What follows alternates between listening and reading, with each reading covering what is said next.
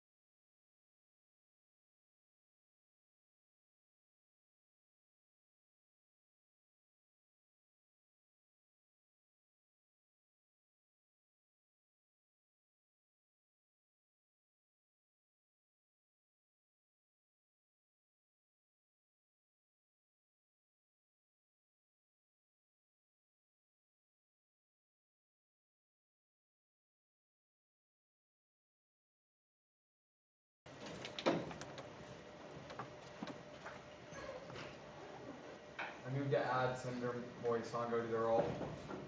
It's been moved and seconded to add Senator Moisango to the roll. Are there any objections? Seeing no. Cool. So, very vague title for this program because honestly I don't know how to title it. But over the past few weeks, quite a few different things have been happening in Senate. We've lost a little bit of decorum that we typically have. We've been more concerned with when the meeting's ending than what's in the meeting. And both of those combined have made it so we've moved through bills very quickly. Last week it kind of culminated with calling the question almost immediately after the titles were read. I really just wanted to come up here because when I first started as a senator, I had already been here for about 2 years, but I was on the Supreme Court, and I was terrified to object to a UC or to counter anyone's opinion. And I had been Chief Justice for almost a year at that point and had talked in front of everyone, but it's a total different level when you're a senator. And for the people that have not been a part of this, I'm sure it's even more terrifying. And I just want people to speak up. You know, as a UROC senator, I represent a little under 3,000 people. I'm going to leave this meeting later, and that means that it's going to be divided among the rest of the UROC people. But we're here for students. We're not here for us. So if the meeting's a little too long for you, I'm sorry, but we want to make the right decision. We don't want to make the fast decision. And sorry, kind of catching a cold. So, but I really, really enjoy what I've gotten to do in this organization. And I want that opportunity to stick around, but I'm honestly scared for the organization when we don't talk about bills at the level that I feel is necessary. We have some really important things that we can do. We have some really awesome things we can do that some people wouldn't find important. And just giving due time to everything that we see is my highest priority. You know, I've put 5 years into this organization, and I'm an engineering major. There is not a logical reason why I'm here other than I want to help people and be something that changes this university. And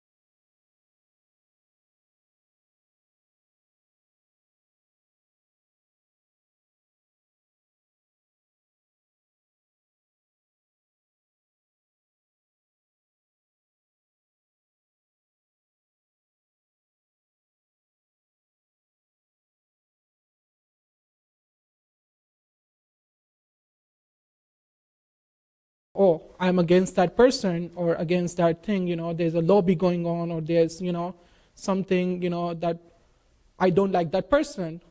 That's something that I felt observed during the sessions, that when I ask questions or I want to have a discussion about XYZ bill, that's what I experienced. And even in the last Senate, when you were chairing, I did object the UC, and you didn't see the plate card, and I've been shut off because I was not on time exactly within 10 seconds, and I was just reading the bill, and I noticed, oh, just because I was late, I said it like after 10 seconds or whatever. That's not being respected. So the whole point, the whole question is, what's your thought process to make it something more, welcoming, or something that people not being judged just because they are asking questions, to make sure the funds that we are allocating are worth enough to, to set up the priorities, whatever, based on the PNC. So what's your thought process? How can we make this more, welcoming instead of being judged? Any ideas, suggestions? Honestly, I feel like your question answers itself. Last week I didn't see your placard, and I'm sorry about that. It was the first time I ever chaired a meeting, so I was really bad about looking at everyone. I think I missed more than just your placard. And that would annoy me too. Completely valid issue there. But, if we ask a question on a bill, it doesn't matter, like, we should answer it. It doesn't matter who's asking or why they're asking. It should be answered.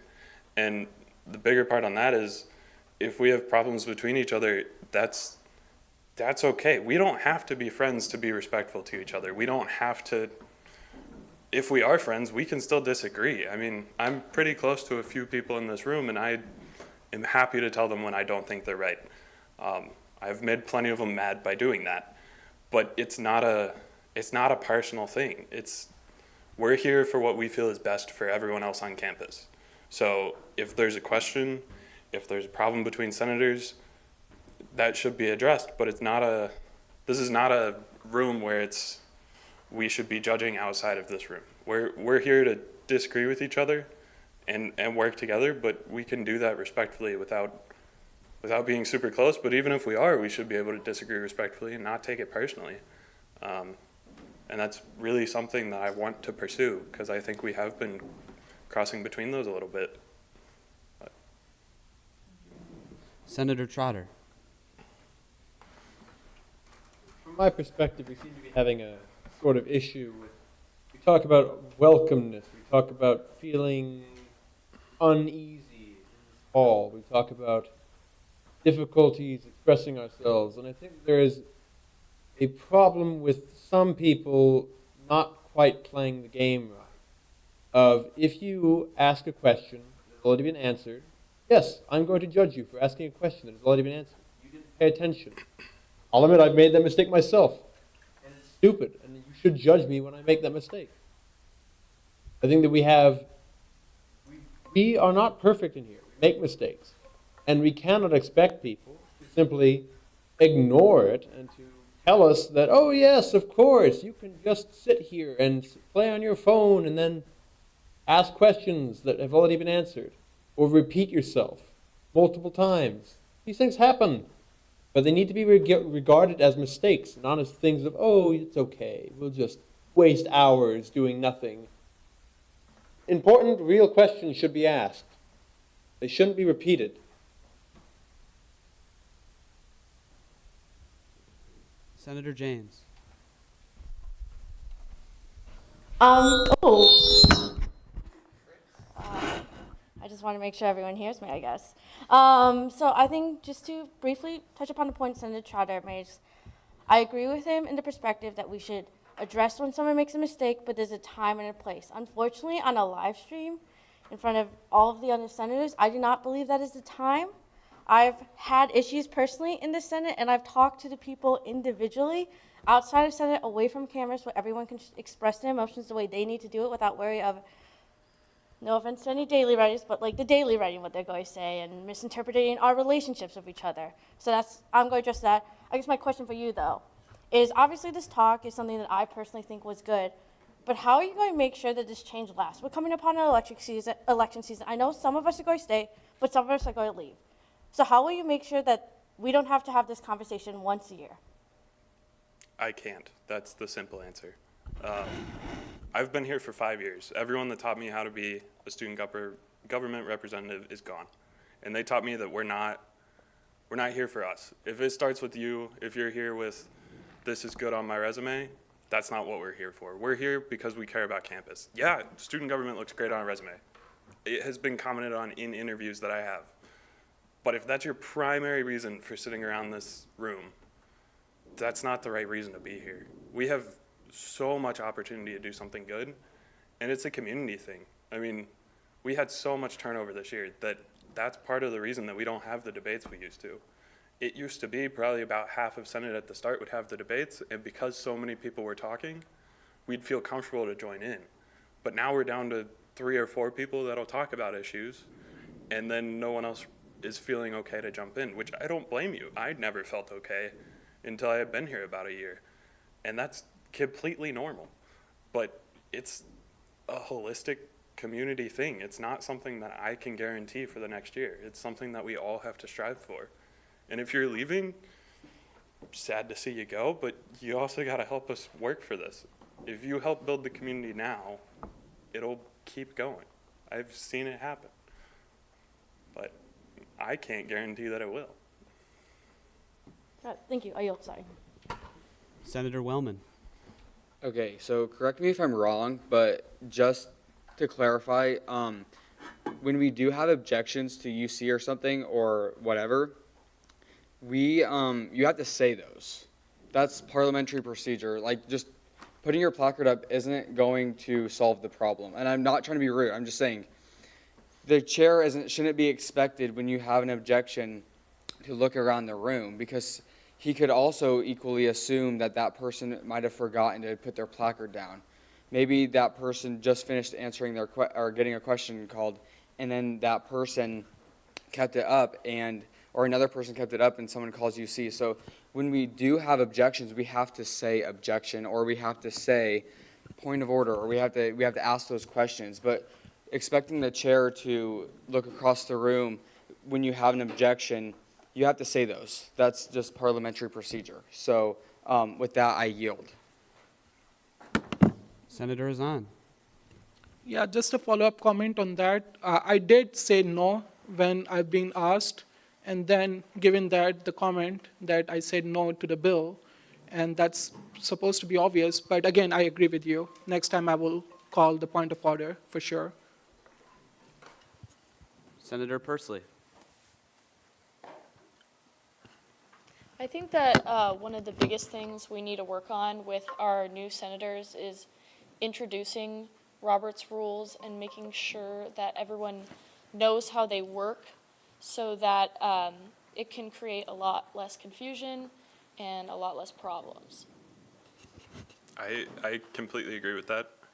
For the 2 new senators that are currently senators, there's also 2 up tonight, if you didn't know, because it was just added to the agenda. But you will get an email from me tomorrow. I've had 2 exams this week, so I kind of dropped the ball on getting all of the stuff that you probably want and need to you. There's a little bit in the Teams drive, but there's a lot more that I plan to send your way. But yeah, I completely agree. Next week we're having, from 5 to 6, we're planning to have a working meeting to go over all of that. If you got here at 6, I chatted with everyone here about what you wanted to see out of that, and Robert's Rules and bill writing were the top 2. So that's what we're doing next week. But yeah. Senator James. I know that will be coming up next week, but this isn't technically a question, but as a PSA, the back of your placards does give you a lot of good information on Robert's Rules. When I first started, I use this, and just remember, there is something called may interrupt your speaker in that line. So if it says yes, that basically is your sign mentally to be like, oh, I don't raise my placard for that, I just say it. I know it's hard to just say it because you don't want to be the person who interrupts a good flow, but, you know, a good distributor is always good. Not distributor, disruptor. Thank you, I yield. With that, are there any further questions? Seeing none, thank you to Speaker Cecil and everyone who engaged in that discussion. We'll now move, all right. With that, we'll move into open forum. This shall serve as an opportunity for students to speak about issues relevant to the student body. If there's anyone here tonight for open forum, I would ask that you approach the podium at this time. Seeing none, we'll move into adopting this evening's agenda. Are there any amendments before we do so?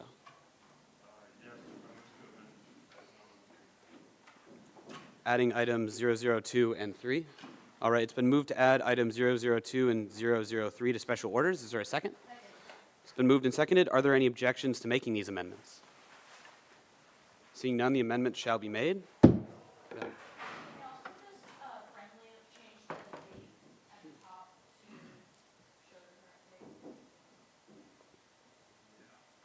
That's a yes. All right.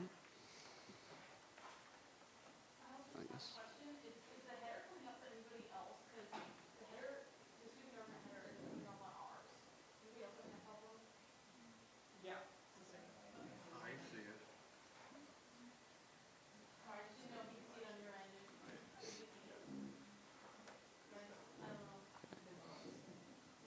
Are you able to see all legislation okay? Yeah. Okay.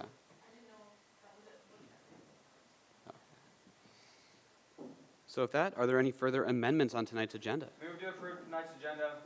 Moved and seconded to adopt the agenda. Are there any objections?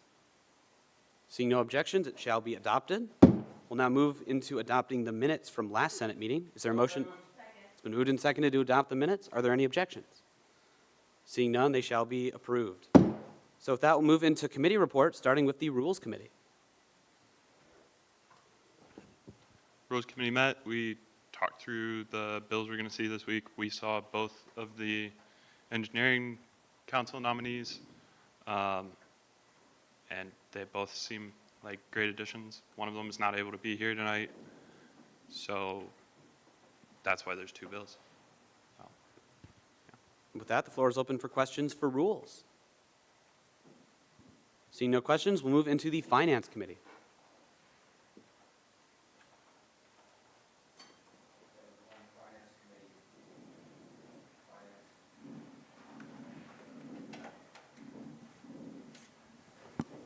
Hello? Okay, yeah, there we go. Yeah, so Finance Committee met yesterday. It went really well. Great session. And then today we also started our information and help sessions for our annual allocation process. Those kicked off from 12 to 3 p.m. Special shout out to Senator Janes for being there all 3 hours. She was fantastic and helped a lot. We had about 18 clubs come in, discuss their budgets, look at a presentation, and then also understand our finances a little bit better. Our next budget help session is on the 9th in 3540 Memorial Union at from 10:15 to 1:45 p.m. I encourage senators who aren't even in Finance Committee to attend. It's beneficial if you also know what's going on during our annual allocation process. Floor is open for questions for the Finance Committee. Seeing no questions, we'll move on to PR. Is there a designated representative for PR tonight? Senator Larson.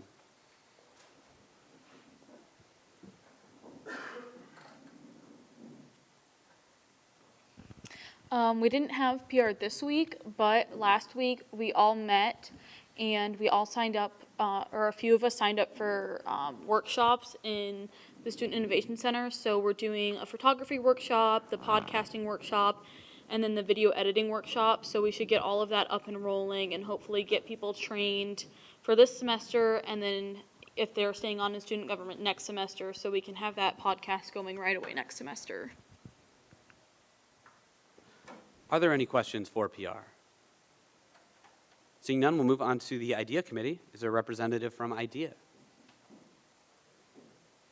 Seeing none, I'll ask the same question about student initiatives. Is there a representative from Local Affairs? Senator Chenoweth.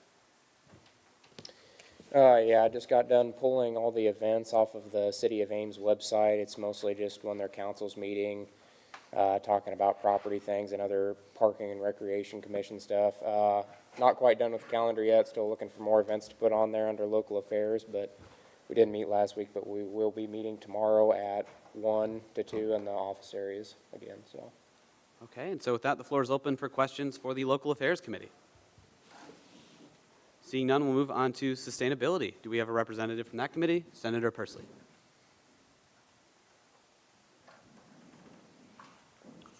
Okay, so the bike stations we ordered are being installed tomorrow morning. We're going to have a ribbon cutting ceremony for them next week, but we don't have a specific time yet.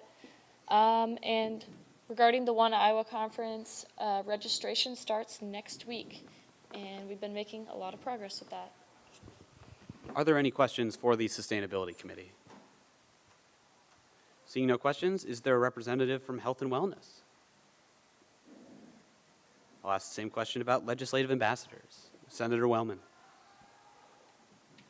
So on yesterday, the Director of Governmental Affairs, Madeline Becker, and 3 other students were with her. They went to the Iowa State Capitol, just advocating on our behalf, talking about college affordability and mental health resources. Additionally, they were discussing different ideas and ways for FAFSA as well with Representative Ingalls from Fayette County. And it was a pleasure to see them there. Currently, I am working to try and get the meetings in the Speaker's office, the Majority Leader's office, and the Minority Leader's office at the Iowa House of Representatives to further those discussions for priorities. So I yield. With that, the floor is open for questions for legislative ambassadors. Seeing no questions, we'll move into the other category. This is an opportunity for senators to speak about any committee that's not otherwise represented. Seeing none, we'll move into comments from the judicial branch.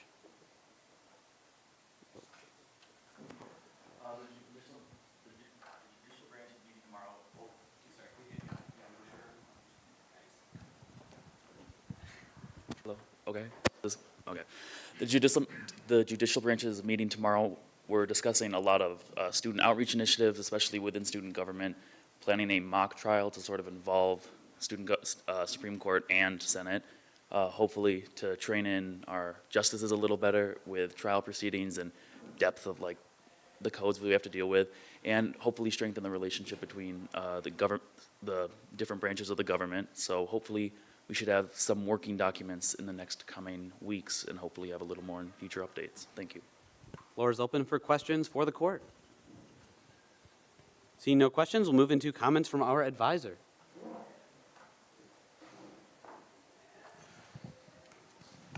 Well, thanks everybody again for being here. Wanted to throw a couple things out there for everyone. Is we are in the full throes of election season, so just a couple reminders from housekeeping reminders is one, we all have jobs that we have signed up to do through this whole term, so let's kind of keep that in mind as we go forward with elections and stuff like that. Election things should not come into this chamber. It should not be a part of what's being considered right now. So do keep that in mind because we are still in the current term of the administration, okay? So that's very important to remember. There should be no campaigning in any any student government areas. So that includes the Senate office and that includes the chief officer's office, okay? So kind of keep that in mind because that is space that is being used for the current folks that are in office, right? The other thing is, I think Speaker Cecil and all of your chief officers have done a really good job of, over the last couple weeks, bringing things back and saying, hey, we're representing the students and all that stuff.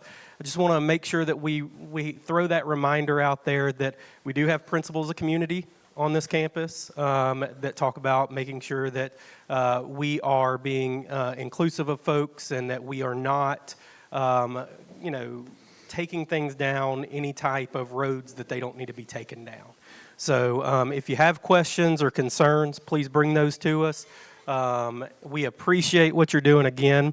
If there's anything that we can do to make sure that your experience in student government's still a good experience, all that kind of stuff, let us know. But also, Want to make sure I'm going to put a plug in there for Finance Committee too, because I work close with Finance Committee, is if you know folks that may not have gotten notifications for some reason because emails are flooding people's inboxes on what annual allocation kind of looks like. I know Martin would appreciate any help, like he just said, of pushing that out to any organizations that may have accidentally not gotten any of that information. So thank you. Are there any questions for our advisor? Seeing none, we'll move finally into comments from the executive branch. It's me. Jennifer will be here a little bit later, so if it's okay, we'll revisit that. All right, move that down. And so if that will move into the business of this evening, seeing no external matters, we'll start with special order item 2023-3-002 SD, confirming an engineering senator with Speaker Cecil.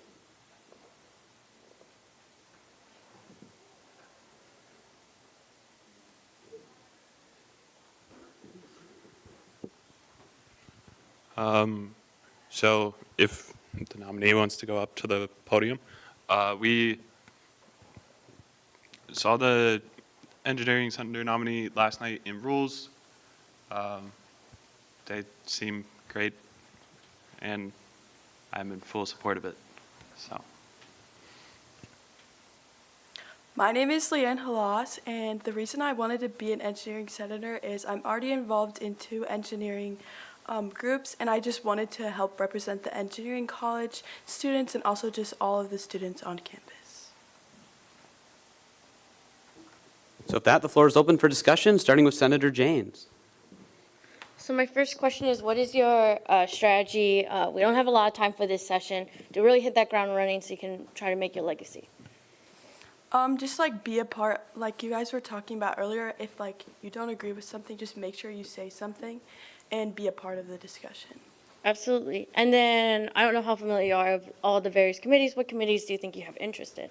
I looked at some of them last night. I was looking at health and well-being and then the PR. Absolutely.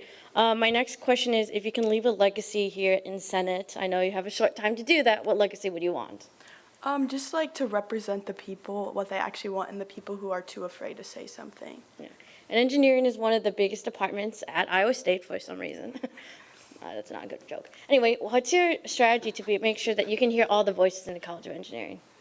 Just talking to people and like really listening to them when they tell me their opinions. Absolutely. Thank you. I yield. Senator Jones.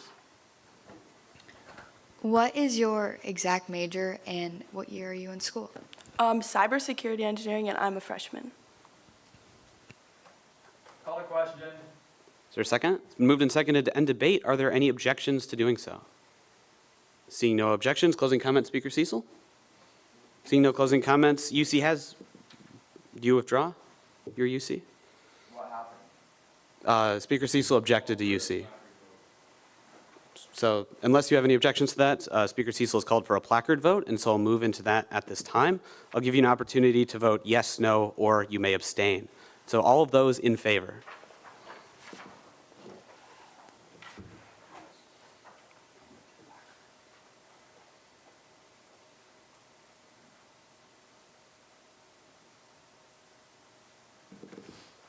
All those opposed? And any abstentions? And with a vote of 18 to 0 to 0, the motion carries. Congratulations. Here. Can we stay here? And if you could stay up there one moment, we'll get you sworn in. Okay.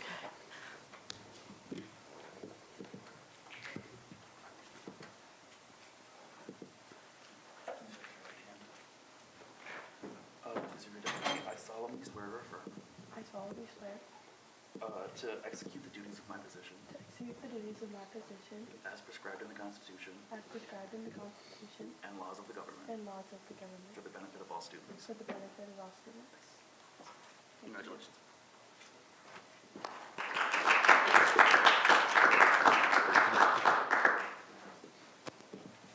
And so with that, we'll move into item 2023-3-003 SD, confirming an engineering senator with Speaker Cecil. So this nominee couldn't be here tonight. He did send me a statement that I will read as soon as I get the bill pulled up.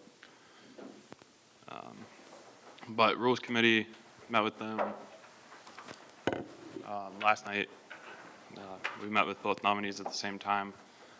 They both seemed pretty interested and had good conversation with us. But the statement that he sent me is, my name is David Minshew. I am a sophomore in aerospace engineering with a minor in leadership studies.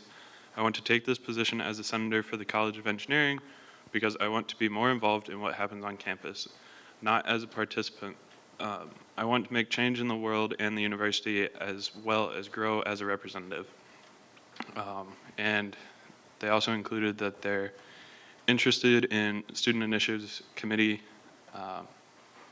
and they applied, but the form said that it was closed in 2021. So that needs to be updated, but yeah. So with that, the floor is open for discussion, starting with Senator Azan. I feel like I want to ask questions to the candidates. So the motion to table this bill until the candidate can appear in the Senate. It's been moved and seconded to table this bill until next week when the candidate can appear in Senate. Are there any objections to this tabling? Objection. Uh, Do you withdraw? What's the objection? What is the nature of your objection? I guess I would just say I mean, he has other things going on, and that's not to say that he doesn't prioritize this, but we're also, you know, need senators. So I don't know if like having them jump through more hurdles is necessarily the best way to go about this. We've confirmed other senators that haven't been here by reading their statements and at-larges. So I think that this is a fine bill to do tonight, and with that I yield.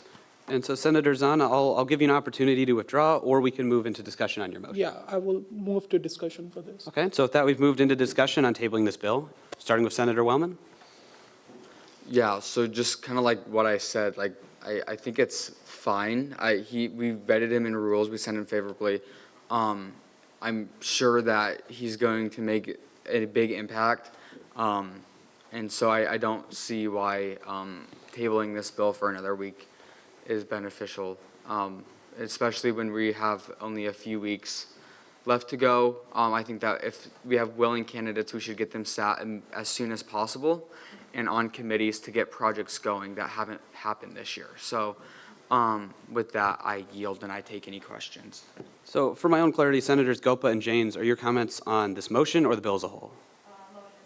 Motion? Okay, starting with Senator Janes. I'll make a motion to add Senator Hollis, is that how you pronounce it? Yes. To the roll. Been moved to add Senator Halas to the roll. Are there any objections to doing so? Seeing none, they shall be sat. I just have a question to Senator, apologies, Cecil. What is the reasoning? Was it a one-time event, or is this might be a recurring issue? So it was a one-time event to my understanding, and it was, I didn't know that these members were up as nominees until Monday night. So I think it's just a Short time span. short time span for them to work out to be at this meeting. Yeah, and then I guess the question to anyone in rules, did they say like explicitly they would be free for this Wednesday time period? It was just this night. Sorry, I don't know. Speaker Cecil. Yes, to my understanding, they will be free. So. Got it. Thank you. I yield. Senator Gopa. So I heard, David speak at Rules yesterday. Yeah, he was a great candidate, but I think everyone else should have the opportunity to see him speak and ask him any questions they have. So I think tabling this bill for another week won't do any harm, even though we have some concerns. Like, he can still talk to us next week, and we can ask him the appropriate questions. Senator Larson. Yeah, I'm going to just kind of echo that it's important for us to hear from them, and I don't think tabling this until next week when they're here is going to hurt them, because if they're not here, if they're not here and we vote for this, it's not like they're going to be added to a committee right away. It's not like they're going to be adding anything until the next meeting, and next Wednesday we're going to add them. And then I think a big part of joining student government for those that don't run in the election is being able to go up there and talk to us and share the experience of telling Senate our name, our major, what we're passionate about, why we're here, and I think a lot of us share that experience, and it's kind of missed out if we read it for them. And although we have allowed other people to do this in the past, there's a new speaker and a vice speaker. They could be running things a little differently, and now they're finally getting comfortable with their position and making changes. So if this is something that they want to start doing, that's fine, because they can implement things like this where we take a little more time and care and consideration into electing people and to get to know them better. And if we were to wait on this, we could actually understand the person a little bit better and get to know them, where if we pass this, I would have no idea who this person looked like. If they walk into the next meeting, I'm gonna be like, who are you? Because they're not here for us to see who they are and what they're passionate about, so. Senator Azan. Yeah, I just want to make the comment, last closing comment in that sense. If the senator is signing up for Senate, right, so the time schedule should not be an issue because he's going to come for Senate meetings in future, right? So it's better to get to know the person that's signing up as a senator so that we can talk about questions and get to know their motivation and all these things, given that we have limited time left. So I think time scheduling should not be an issue because he's going to come next week as well in future because he's signing up as a senator. So with that, I yield. Senator Jones.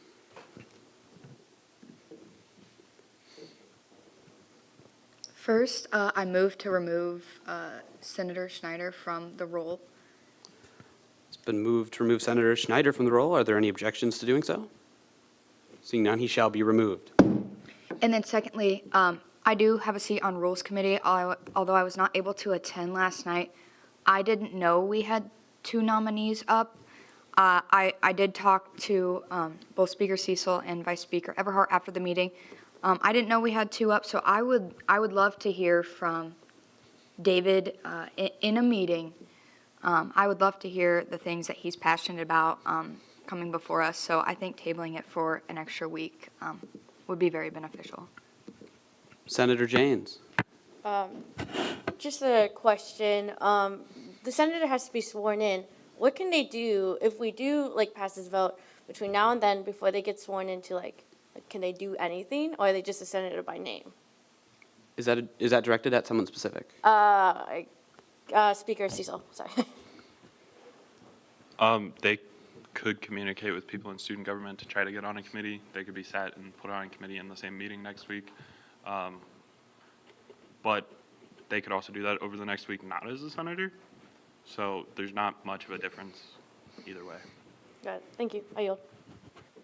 Senator Tikos.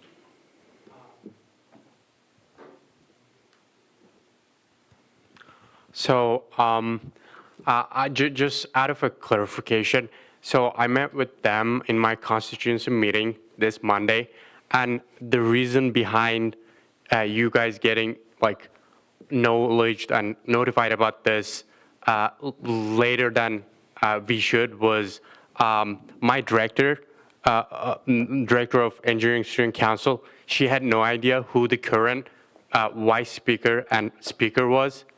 That's why I just gave her the contact and all that, and then that's how she just reached out to our speaker and vice speaker right after we adjourned our meeting that on Monday. So, and then I yield.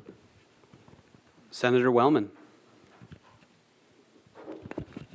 Yeah, I guess, I think that they're I guess for me personally, I look at it and I have trust in other committees. And so I guess what I would argue is that Rules Committee sent a person favorably because we believe that they would be a strong voice in Senate. And sometimes things happen. And so I don't think that we should hold it against him for a week of not putting him there. And so I guess I would just argue that I don't really know why we need to wait a week, but I think that we should just confirm him and call it a day, but I yield. Senator Momini.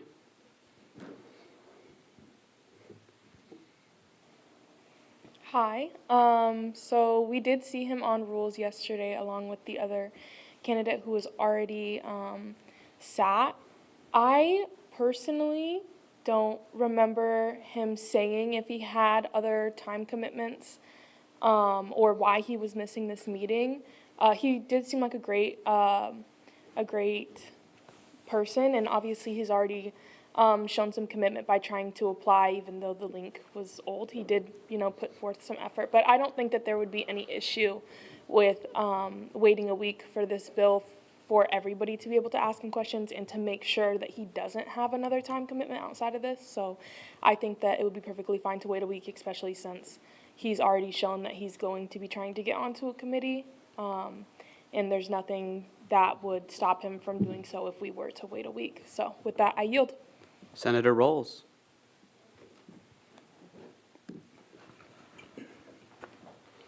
I would like to echo what Senator Momini said. We saw them in rules last night, and yes, they do seem like a great candidate. I don't think they mentioned if they had a previous time commitment. They just said they wouldn't be able to make it tomorrow, well, today now. But yes, we did approve them, but we're only one part of Senate, so I feel like we can't make the judgment for the rest of the Senate. So I think waiting a week for allowing all the other senators to ask questions, if they possibly have them, is a good idea. And as someone whose election was postponed last year because of certain bylaws issues, I think it's a good idea to just wait a week, allow everybody to ask questions if they have them. And I yield. Senator Gopa. Quick story of how I joined Senate. I joined in the middle of the term, maybe 5-6 weeks left. I had an exam on Wednesday, so I skipped that Senate meeting. But I was able to join 2 committees during that same week and postpone it to the next week. And I think since he's pretty committed from what I saw yesterday, he's probably going to do the same thing and figure out what kind of projects he wants to do or whatever he wants to work on in the same next week. So just pushing it 1 week won't even matter. So, sure. So it's been moved and seconded to end debate. And so, are there any objections to doing so? Seeing no objections, we'll move into a placard vote at this time. And so I'll give roll call vote. It's been moved for a roll call vote, and so I will administer that. Starting with Senator Martinez.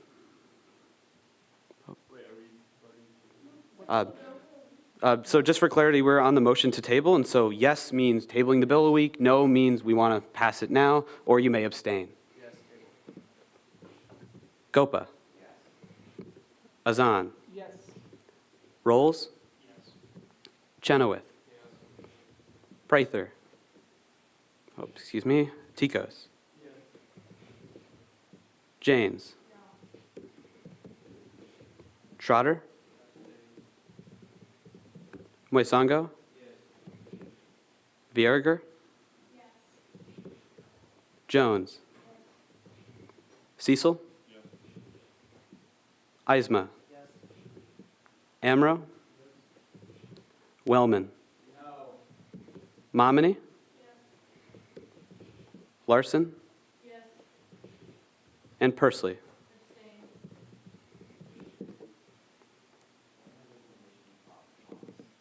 I'm sorry?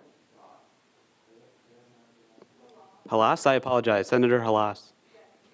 Thank you for pointing that out to me, Senator Gopa. 1 moment while I tally that up.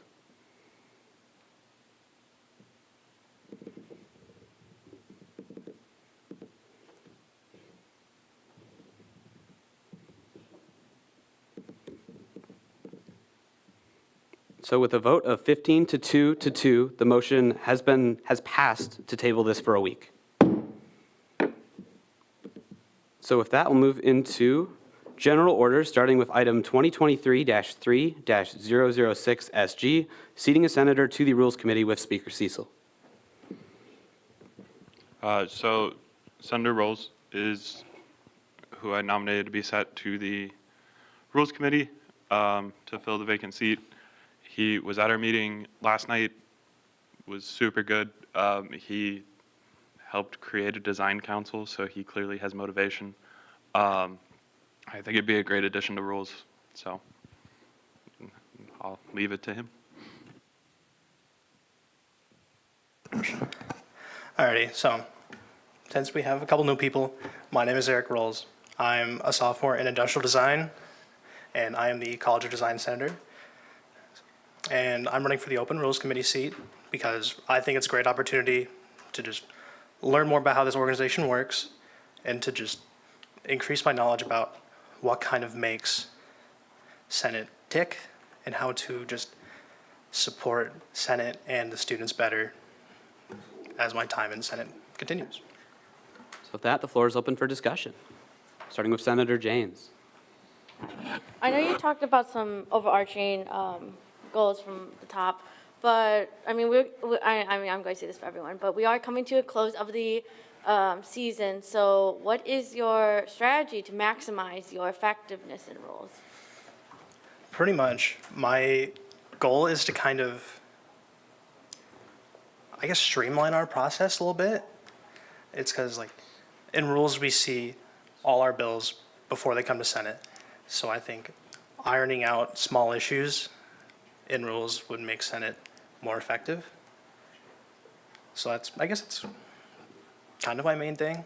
And I will try to be here next year and however long else I plan to be at Iowa State. So yeah, that's kind of my goal as well. Absolutely. And you answered my second question, so I yield. Senator Persley. Are you currently on any other committees, and will you have the time commitment to attend all of these meetings at that specific time? Yes. I'm currently not on any other committees. I did resign from sustainability due to a time conflict, but I learned from my mistakes, as a good person should, and kind of recognizing your time commitments and like your scheduling is a big thing. So looking into when rules meets and just realizing my schedule, I do have the time for it, and I think I plan to dedicate all my time to rules that I have available. Move to add Senator Vice Speaker Everhart to the roll. Moved to add Vice Speaker Everhart to the roll. Moved and seconded. Are there any objections to doing so? Seeing none, they shall be sat. Senator Azan. Yeah, so my quick question for you, is there any specific reason that you didn't join the Rules Committee earlier? Because you've been a senator for a long time period. And I do remember seating other senators to Rules Committee earlier on. So is there any specific reason that you are now deciding to join the Rules Committee, not earlier? Yeah. Because as a senator, you need to join committees, at least two. Mm-hmm. Yeah, are you? I think the main reason that I decided to join rules is a lot of the senators that I found that I looked up to or I thought had like a large presence in Senate were on rules. So that was one reason that I felt that because I looked up to them is that I wanted to be part of what they're doing and see if I can learn a little bit to make myself a better senator as well and to how just to support the organization better. So if that will move over to Senator Momini. Correct me if I'm wrong, Speaker Cecil, but also I believe that the rule seats, like, there was no rule seats up until a couple of weeks ago when the semester started, so he wouldn't have even had a chance to. So it's not like he was like, oh, well, I'm going to leave my committee and just find the next one. Like, there wasn't any open seats, so that's also a factor in it. Thank you, I yield. Senator Wellman. And I just do want to point out, additionally, he was on Sustainability Committee last semester, so he would have fulfilled his requirement by our bylaws of being on a committee. So, yeah, and there were no open seats on rules. So I echo Senator Momini's position. I yield. Senator Azan. Yeah, just a follow-up. Thanks for letting me know, because I do remember last semester we actually, appointed a bunch of senators in rules. So I'm not talking about this semester. I'm talking about the last session because he was part of Senate that time. And do you mind talking about when do you leave the Sustainability Committee, like what time period? I think officially it was, This semester or the last semester? Officially it was about, late. Jermaine, is this part of the requirements to be for questions? I mean, he's going on the Rules Committee, not on Sustainability Committee. We don't need to question whether or not he was following the bylaws. He was. Yeah, I'd agree we'd explore that, so I would urge you to move on, Senator Azan. Yeah, okay, you don't need to answer. I yield. Call a question. Moved and seconded to end debate. Are there any objections to doing so? Seeing no objections, closing comments, Speaker Cecil? Seeing no closing comments, UC has been called for. Are there any objections to UC? Senator Zahn? You object to UC? All right. And so with that, we'll move into a placard vote at this time. And so I'll give you in just a moment an opportunity to vote yes on this nominee. Those in favor?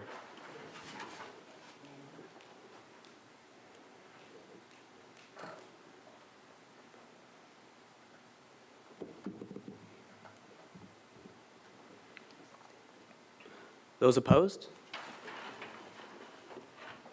Put them high so I can get that. And those abstaining. So with a vote of 16 to 2 to 1, the motion carries.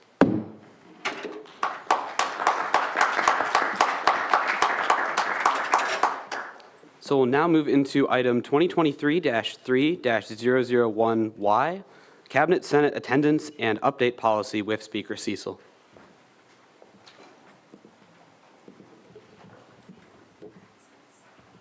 Yeah, so this bill was tabled last week. I was chairing the meeting, but it's my bill. It's really not going to change much for anyone.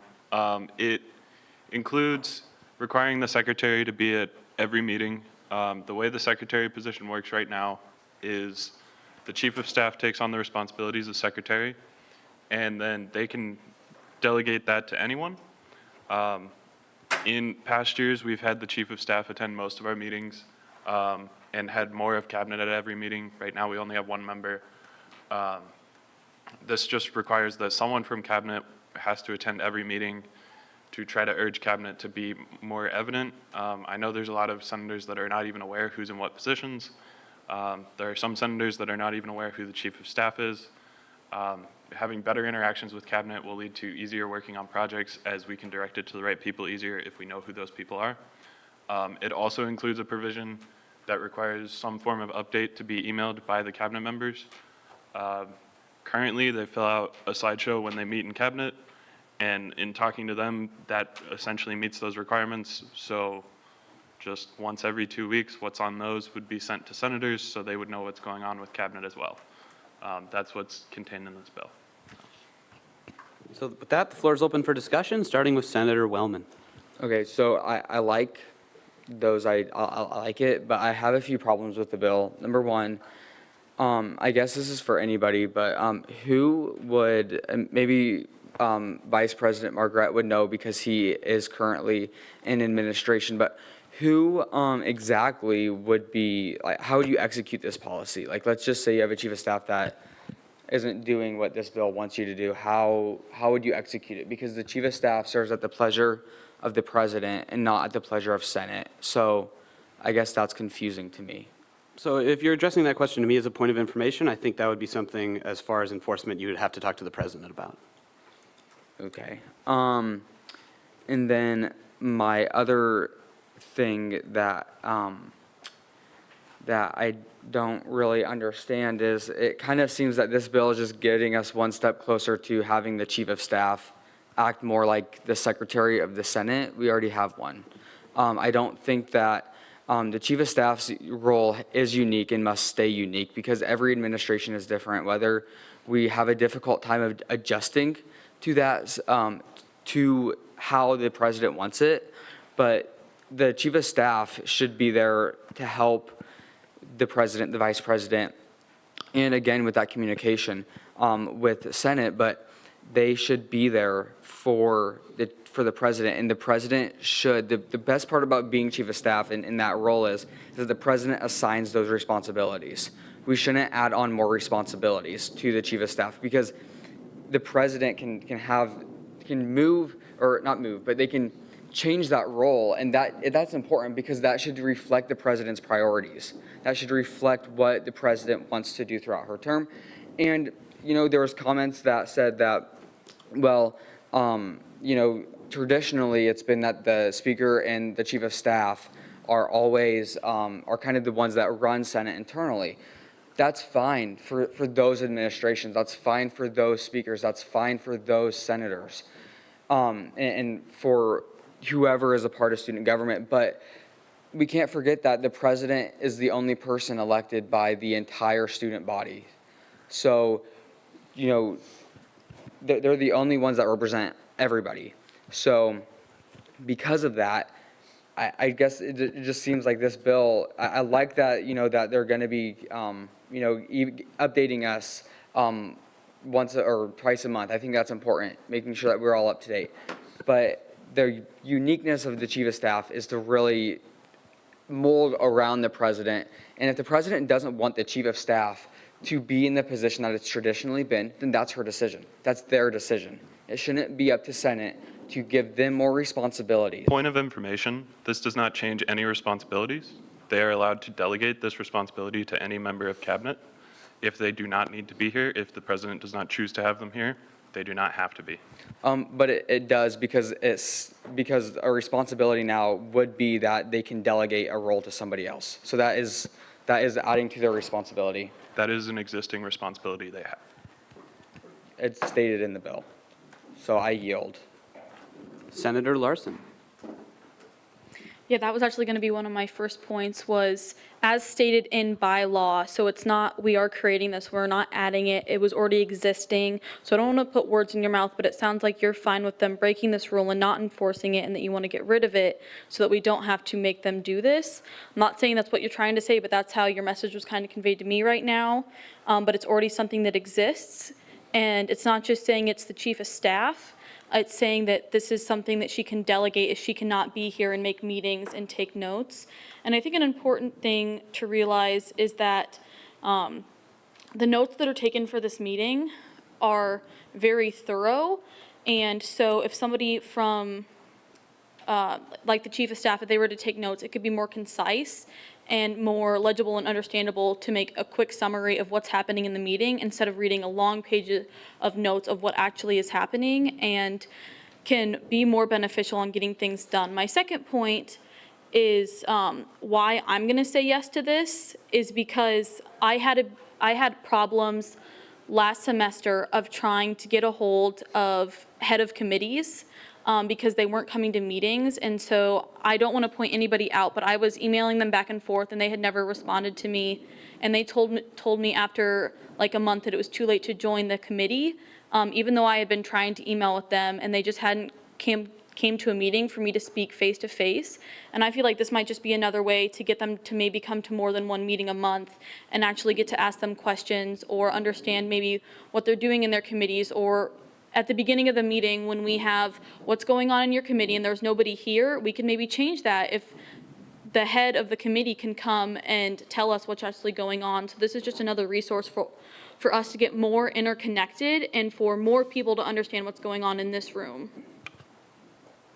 Senator Momini.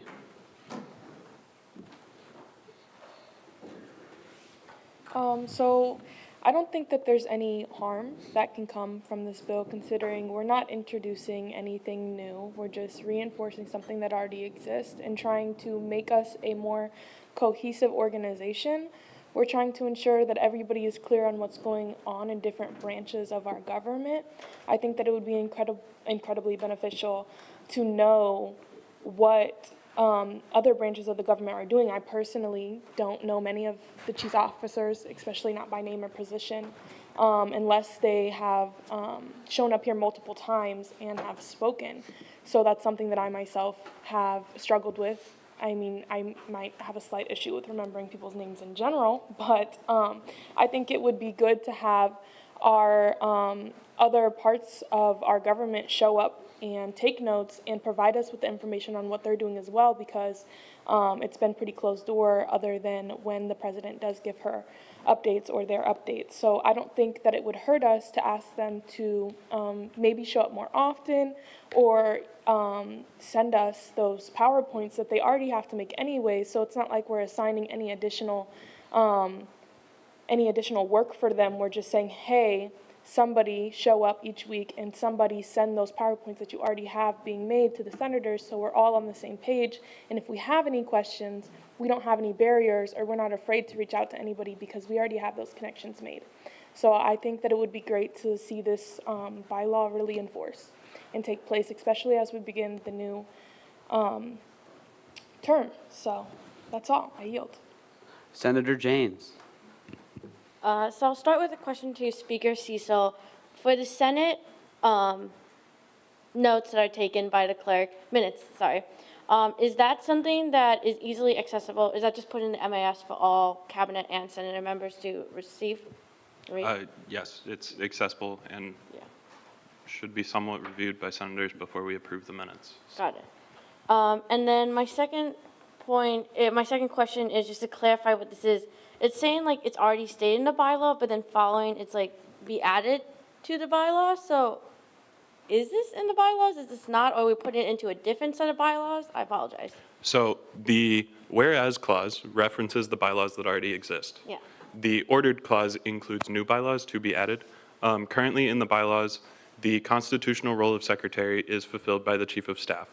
And that role is supposed to make everyone aware of what's going on in student government, the entire student body. In previous years, we used to have a secretary who had a desk near our office and actually did these things. When that went away, we made the chief of staff responsible. So adding into the bylaws that as their duties as secretary are to be part of this, since they're able to designate that, that doesn't require the chief of staff to be the one here, but it puts a preference on that because they're able to communicate with all of cabinet in a much more convenient way as they are the leadership for that group. Got it. And then I want to make a comment about support, so I apologize if I'm on time. I think it would be good, especially reading that email once every 2 weeks. Technically, cabinet members are only needed to be here once a month, which is going to be theoretically doubling the amount of communication we get from cabinet.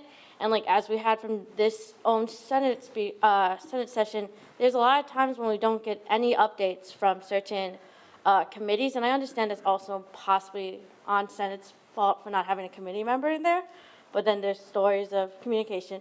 But I think it's just needed because like I don't, like in some of these areas, unless I had been in office hours with them, I haven't heard anything from those committees just because maybe it's my timing, maybe it's their timing, but I never see them, and I think that's something that's needed, that I shouldn't go months at a time without hearing any update from a committee.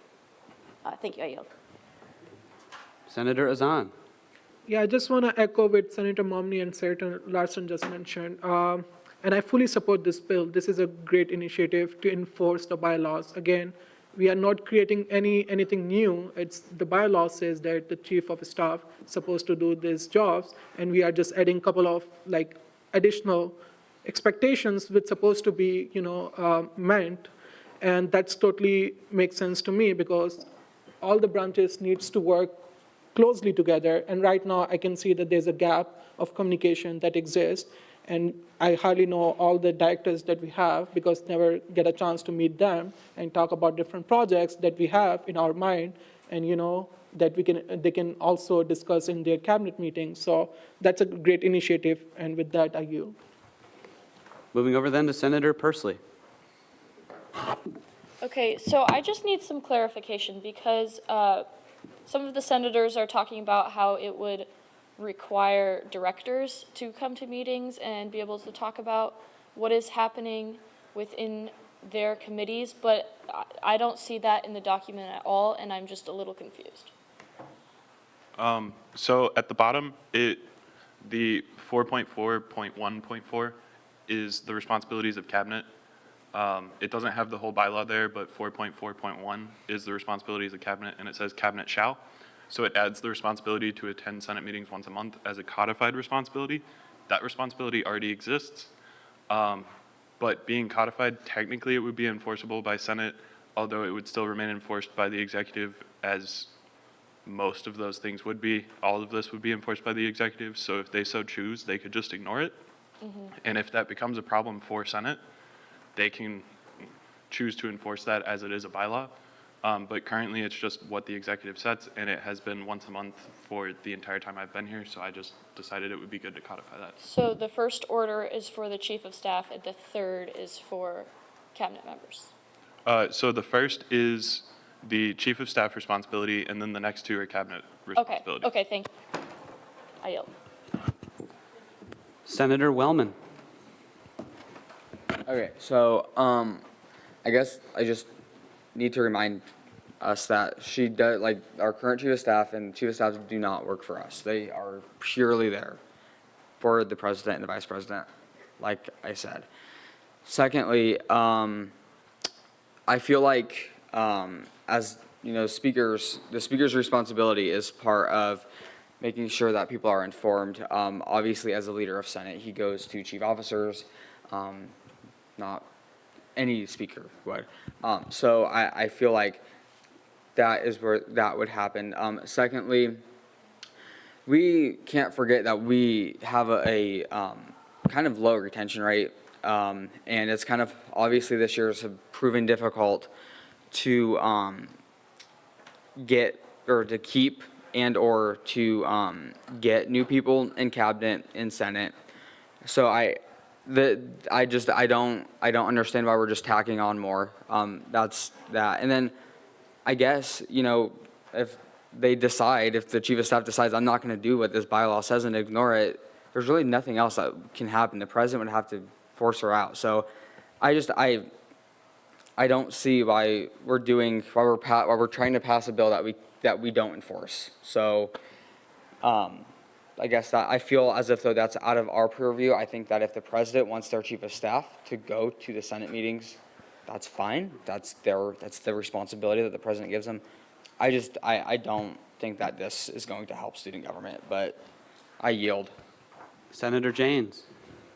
So I guess my first question to you, Speaker Cecil, sorry, I have a question for you before I go to my point.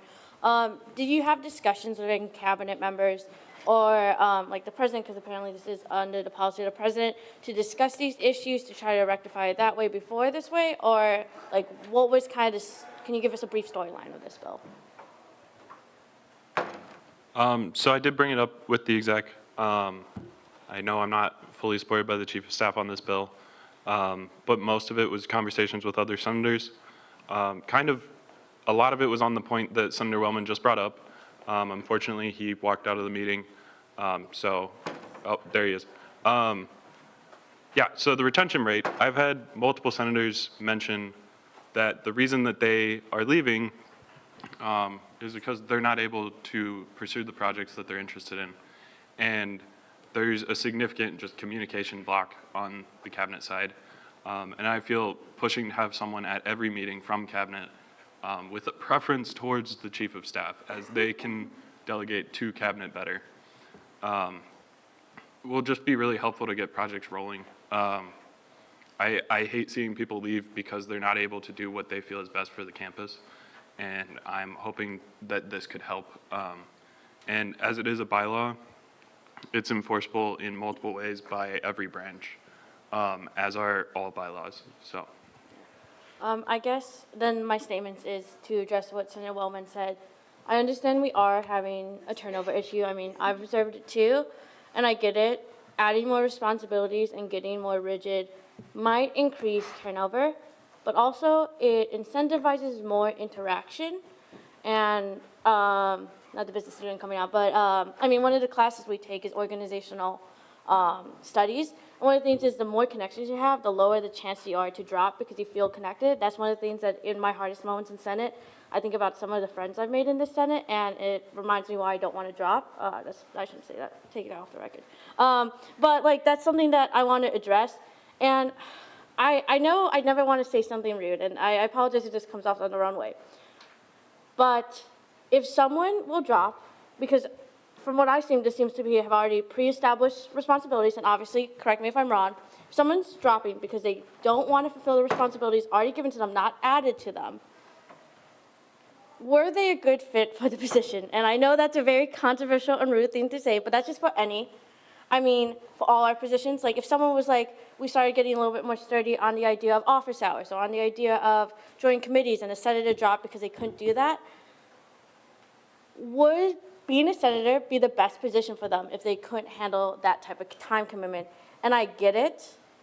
No one wants to be that person, and no one wants to say it, but we are here, we are elected, we are selected, we are voted on, and I think we need to acknowledge that that is something that goes with our position.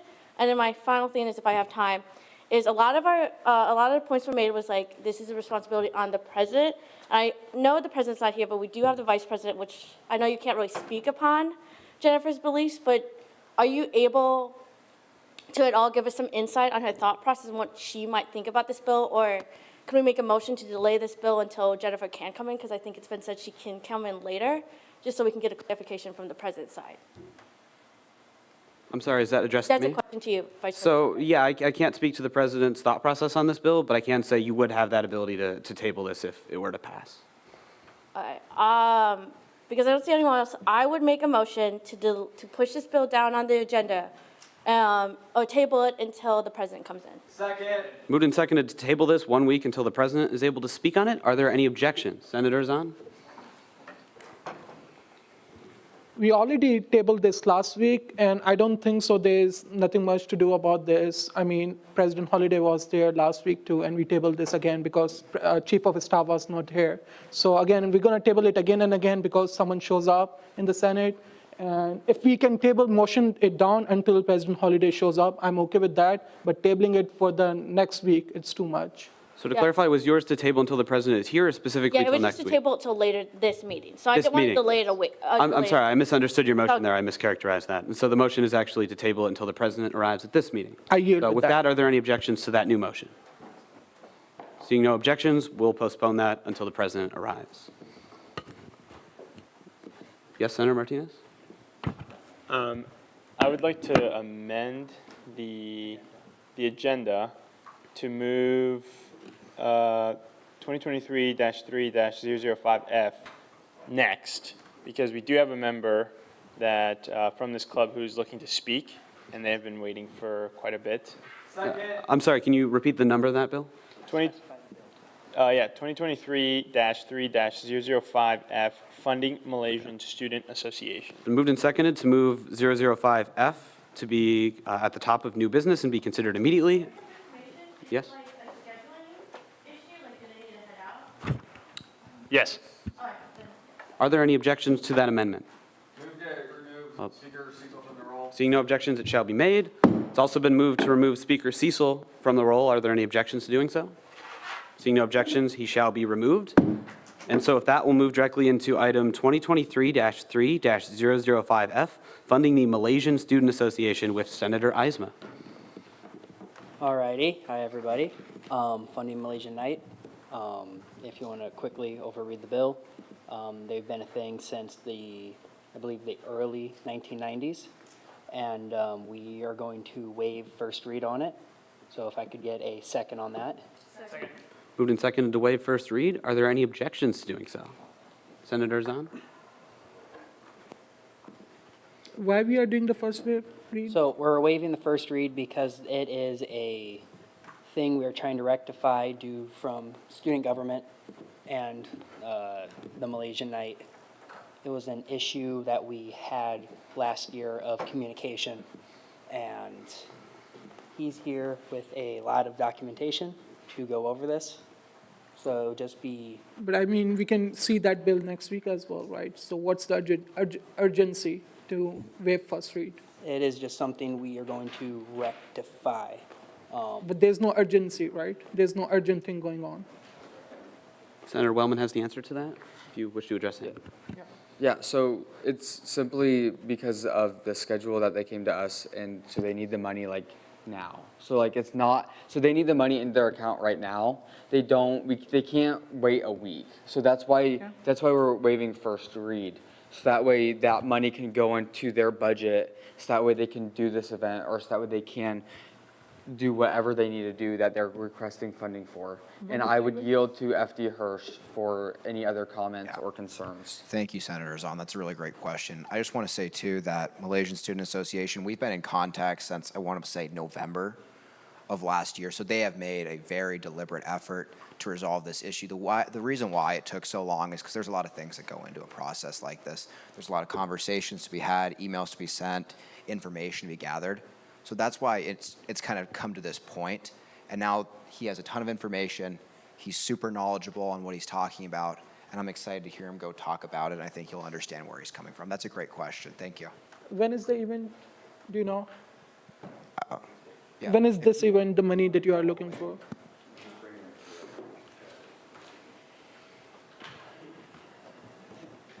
So if that, I believe we're still on the motion to waive first read. Yes. Would you like to withdraw your objection? No. No? Okay. So it's been objected on first read, and so we'll move into debate on whether or not we'd like to waive the first read. Starting with Senator Zahn, if you had something? Yes, I just want to get to know the exact date of the event so that we can decide whether we need to do first read or not. And if the event is happening next month or something, we don't need to hurry. We can do the first read, and then we can present that bill next week so that everyone is pretty much aware. So. Senator James. I think there's a big point of clarification. So this event already happened. What happened was they had money to pay for this event. They fundraised, they had student dollars. Something happened where last minute the venue was canceled and they had to move to a different venue. Unfortunately, due to communication errors, which I'm not going to speak upon, he is more informed about it, but Finance Committee found it logical at the time. They did not submit a line item transfer, and if you don't know anything about finances, if you submit money and it's not under the correct line, then you will just get that money taken away, and that's how they got put into this debt, which is what this is covering, and it's going to be, and so they got put into that scenario. They have tried to reach out. Again, they have the paperwork, but from what I saw, they tried to reach out to when we had a previous finance director, and they got stonewalled, and so that's why it's been delayed till now. The reason it's important to do it now is also, again, I don't know how many of us were treasurers. If you have a debt in there and it lasts so long, it just gets put on the treasurer's U-bill. So that's why we really want to make sure that this gets done faster, because we don't want him to have to pay 1.9 K that if Senate decides that it was not something that he needs to pay for. I'm not saying one way or the other, but I just don't want to make it that it's just time that makes the decision and not us. So that's why we want to waive first read. Thank you. I yield. Senator Wellman. Additionally, I think that just if not like any, I'm just gonna say like if you withdraw your objection right now, we could ask him questions, and then if you want to object again, oh wait, no, you can't. Never mind. Never mind. You can't do that. Okay, so if I would just say, let's listen to him, and then if we disagree with it, we can always vote it down, and then we can table it again, and we can send it back to Finance Committee to be on second read next week. But what I would say is let's hear him out, and let's see what he has to offer, and with that, I yield. Senator Azan. Yeah, just a quick comment. I was the treasurer last year for a club, and I know it sucks if you have some money on your U-bill just because you're a treasurer and you messed up in any transaction. Again, the event happened in past. My objection is still valid that there's nothing to hurry. I mean, we're going to read this bill next week because there's a reason that we have first read and, again, the second reason. And unless for extreme scenarios when there's something, very urgent and, some event coming up and there's a bill at the last moment, then we can understand that, okay, so let's move to first read. But from my perspective, there's nothing urgent going on. The event has already happened in past. The bill is already on U-bill.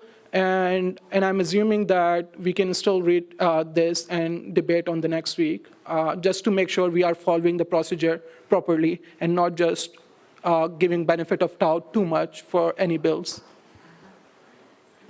Senator James. I just want to clarify, and you can actually fix me if I'm wrong. I believe it's not already on his U-bill. We are trying to make it where it doesn't appear on the U-bill, because once it gets on the U-bill, I think it becomes a lot harder of an issue to get that removed and that waived. The second thing is I just want to clarify, because this happened the previous year, it was not him as treasurer who made that decision. It was the treasurer beforehand, and during conversations that were made, he promised that it got changed in his transition documents, and you can ask more thoroughly if we are able to move to that departed debate, that it should not happen again, and it has been put into transition documents from that treasurer. So that's why also it wasn't, he's taking the fall for a previous treasurer. And that's why we want to make it faster, so because we want to prevent it from getting onto U-bill, and we don't know, and I believe it's like 2 weeks after the payment or something goes through, and so that's why we're trying to do that in the time. I withdraw my objection. So. So we are at the point where we do have to do a vote on this after we finish debate. Senator Wellman, would you like to be moved down? All right, it's been moved to end debate at this time. Are there any objections to doing so? Seeing no objections, we'll move into a vote at this time on whether we would like to waive first read. UC has been called for. Is there any objection? Voting yes would be to waive first read. Voting no would be to not waive first read. So UC has been called for, meaning we would unanimously waive first read. Are there any objections to waiving first read by way of unanimous consent? Seeing no objections, first read shall be waived. We're now back on the motion as a whole on second read. Senator is on? Yeah, I'm gonna hear. Do we? Okay, I guess I forgot. We did not get to the point where you had an opportunity to speak, so if you would like, this time is yours. Sorry? We got out of order on this one. Senator Eisma, you're opening? If you would like to explain. Yep. All right. Thank you so much. My name is Imran Yusuf. I'm the president for Malaysian Student Association currently. And Malaysian Cultural Night, MCN 2023, I was the event director, so I know what's going on actually. So the situation right, my student association right now is facing, we are deficit with $1,900. But the thing is, $1,900 is not our money.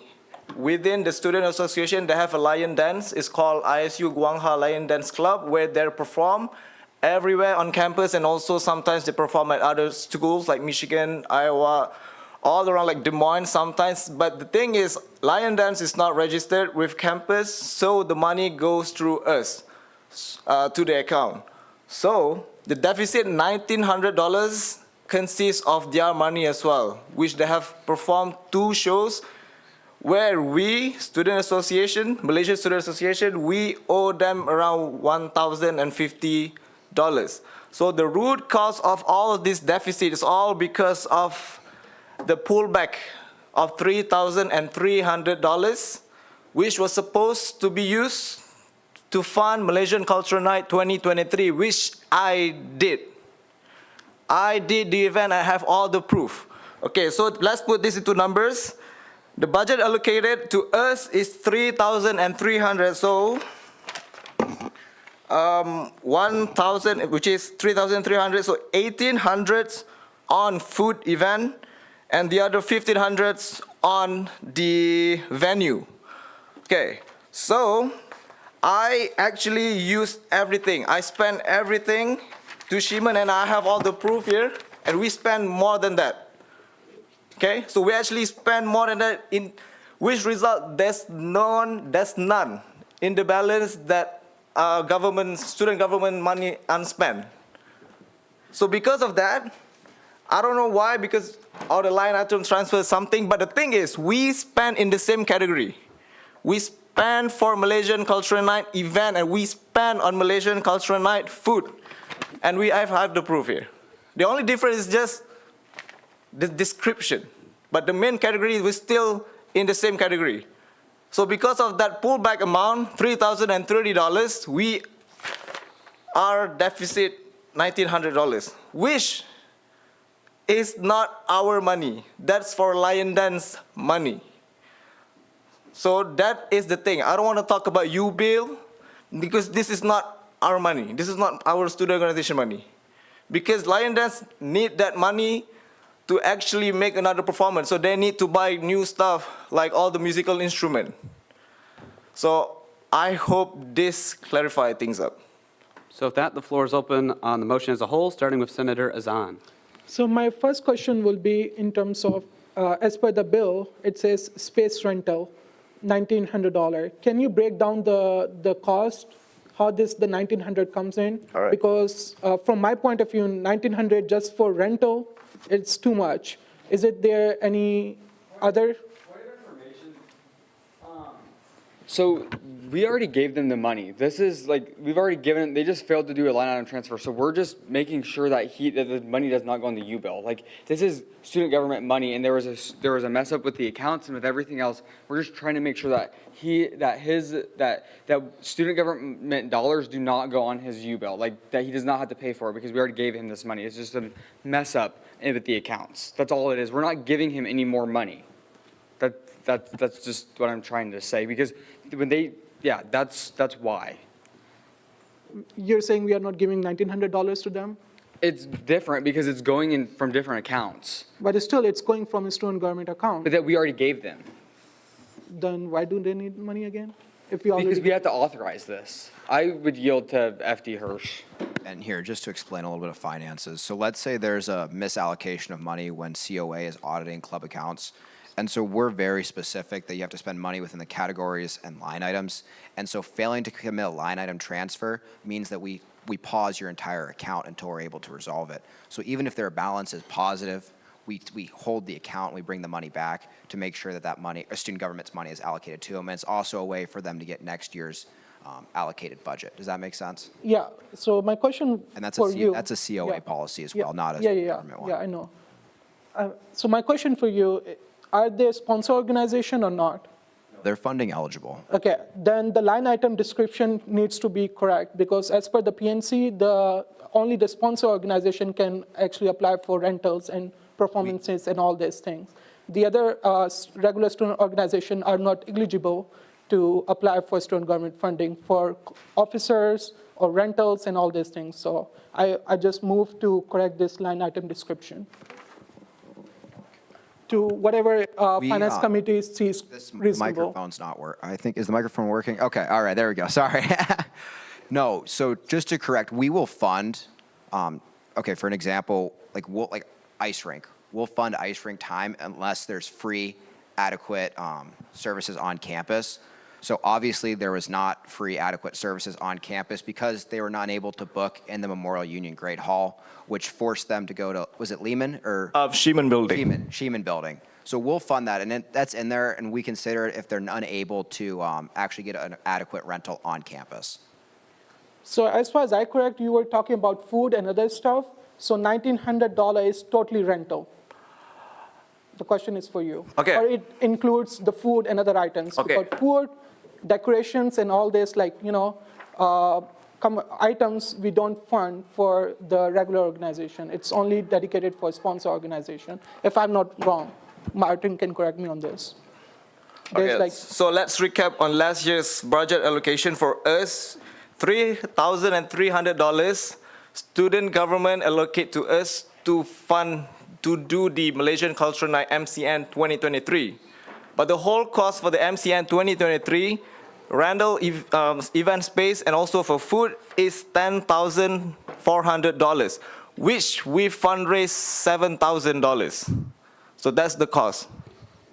Yeah. So we spend all the $3,300 the student government have given to us. So the problem right now, student government pull back the money. Yeah, I understand, and we apologize for all this, like, trouble that you have to go through. The question is still there. $1,900 is just the rental, or it includes other costs? That's my question. Hey, can I just add something here real quick? I think you're asking really great questions, Senator Azan. I just want to touch here too, because we talked about funding eligibility within our prioritizing criteria document. So in there, in the first thing for funding and eligible expenditures, it says building rentals unless free rentals on campus are inadequate or insufficient. So we do fund building rentals. We have funded building rentals in the past, and we also fund AVC Tech. That's also another example of something we'll do for other cultural nights. So that's not new. That's not a new thing. And so what happens is too, it's not student government that freezes the money. It's COA when they're auditing clubs at the end of every fiscal year, and that process happens in July. So again, it's not even in our control, and it's not even in his control. What happened was there was a miscommunication, email error from last year, and that's why they're in. Yeah, I understand. Again, my question Senator is Zahn, not different. So I would say, Senator Zahn, you're nearing the end of your time, so if you'd like to wrap up. So just a quick question. So my comment is, if this is rental, I'm totally okay with that. The question is, this $1,900 includes just rental, or it includes other different items too? If it includes other items, I would like you to talk about those items that you use that money. If it's just rental, I'm totally fine with that, and I'm in favor. But if it includes other items that are not eligible, then I have some questions on this. So with that, I yield. All right, moving over to Senator James. I just realized, based on the talks, as a conversation, I hope you, just to clarify, this money would just bring you back to zero. Did you actually want to request the amount that got taken from student government? Because The line dime, the dime line, I'm so sorry. The den lions, the lion den, I'm sorry. I apologize about not remembering the name of the previous group. They still have no money, so, because you would just be brought to zero. Okay. So before the money has been pulled back, our account should be around 1,100, which was supposed to be given to lion dens. But, so my point is though, but as the bill is written right now, we will just be bringing them back to zero so that they are not at debt. We are not giving them the entire 3,300. So your account, if this bill passes, to clarify with you, it will just go to zero. Yeah, that's the thing. I think the numbers should be $3,030 Okay. because we still owe lion dens $1,050. If that's the case, then the request you sent us to Finance Committee, and I helped write the bill, was just for the 1,900. So that can be a conversation we can have later, or we can figure out a way to amend it. But right now, it's just to the 1,900. So I just want to make sure that's clarified to you that right now this is only for the 1,900, and it would have to be a different bill to get that additional money. Yeah. So I want to make sure you are knowledgeable about that. And then the other point I wanted to say to Senator Zahn is just to clarify about where it is. If it did cover food and we analyzed that, technically because it's a cultural event and it would be considered ethnic food, that would also be funding eligible because that is one of the other things we bring up. And then my third point is this other organization that you're saying that you also fund, is that a funding eligible group if we were giving them the questions? Is that? There are different PNCs. So like we just passed our PNC, so it would depend on the PNC that was passed when the group prior to them came before Senate to get money. So it would depend on what that PNC says and what that group told us or told Finance Committee when they did funding eligibility. Well, all right, well, that'd be something we just had to look at and look at it from our archival perspective. Ethnic food, it's only once in a year. You cannot apply more than once. They only host this event once a year, so that's why. So that's why I was asking the breakdown of 1,900. If it's just rental or other items are being. Yeah. I mean, he does have the budget with him and invoice, so if you do want, I bet he'd be willing to pass it to you, Senator Zahn. But, so I just want to bring that up, and I yield. Moving over then to Acting Vice Speaker Wellman. Yeah, so I think that we can have a different discussion if he needs other money, so that way it's zero, but as far as I know, this will get them to zero as far as what I have seen, especially because we don't want them to pursue the debt. Like what Finance Director Hirsch already said, this money was given to them. They didn't do they didn't fill out a line item transfer. They failed to do that. Well, then their account freezes. That money needs to come from somewhere. So therefore, he or their treasurer is pursuing the cost, which shouldn't happen. They were given these funds. They made one mistake. That's all it was. They either forgot or they didn't do it or they didn't know how to fill out the line item transfer. So making sure that students who screw up, because we all screw up, I screw up, we all screw up, and that's fine, we're not perfect. But we can't forget that when mistakes do happen, we can't just, not be forgiving about it. And this is what this bill does. It forgives that loan or whatever you want to call that. I guess loan isn't a good term, but it forgives that what they would have to pay because student government already allocated those dollars. So we're not taking any other money out of anywhere that hasn't already been allocated. It's just simply saying that this money that we froze for them that they spent is going back to them so that way he doesn't have to pursue the debt on the U bill. I yield. Senator Pursley. Okay, so I think everyone has had really good questions, really productive questions, but I also think that this is a complicated financial issue, and not all of us are equipped to understand or deal with these complicated financial issues. Not all of us are accountants on this Senate, but we have Martin Hirsch here, and he understands this material, and we have a finance committee that understands this material, and if this was given to us by finance committee, I think that we should pay attention to what they're telling us, and we should listen to them, and we should listen to the people that understand the material the best. Yeah. And with that, I yield. And I want to add on something. Yeah, I'll give my time to you. This is, obviously, this bill starts, you send me an email we have we have conversations, we have a meeting, and we set this up and we write a bill for it. And it starts there, and then it goes to Finance Committee, and Finance Committee talks about it, and then it ultimately comes to Senate. And I do think you've heard a lot of great things from Finance Committee senators tonight, but ultimately it's the decision of Senate, not the decision of me, not the decision of Finance Committee. It's ultimately Senate's bill, okay? It's not my bill, it's not Finance Committee's bill, it's our bill. And I think that's really important to note. So if Senate doesn't feel comfortable with that, that's a discussion that has to be had. It just, you know, you kind of check the boxes here, right? Does that make sense? Only question. There's been an objection. It's withdrawn. Senator Janes. I just wanted to say, Finance Committee did send us with no bias because we want to make sure that as much conversation. And I just want to clarify for both sides. I understand that this was a mistake. The one thing that helps us is a mistake on both student government and the organization. But we have seen other debt contracts come here, and we have not. And I know there was different settings, and that's on me for knowing. But I just want to give it a full picture. We haven't given them, and I don't know if they were reached out in different ways. But if we forgive this person, obviously there's extra things in the limelight. This sets a precedence for Senate. And I'm just going to say this first. I'm going to abstain, so I don't want to say either way, but I want to give it to the other side. This sets a precedence for Senate that we will forgive debt. And I'm not saying that's not good, you know, obviously forgive student loan debt. But we need to acknowledge that other organizations weren't given this chance and had to do debt contracts. So analyze that as you will. And then the other thing that I want you guys to analyze in this vote is, was student government's mistake big enough? Or was it too equal between our mistake and the organization's mistake that they aren't forgiven, and acknowledge previous student loan debts that have gone through and the procedures. And unfortunately, I don't know what those procedures was and what those behind the scenes. So that would be something for Finance Director Hirsch. But I just wanted you guys to address this on both sides, because obviously I really don't want to do this to them. But at the same time, I want to acknowledge the fairness and the precedence that this will set with this vote. Thank you. I yield. Senator Azan. Yes. I was generous with his first in terms of duration, but this is Senator Azan's second.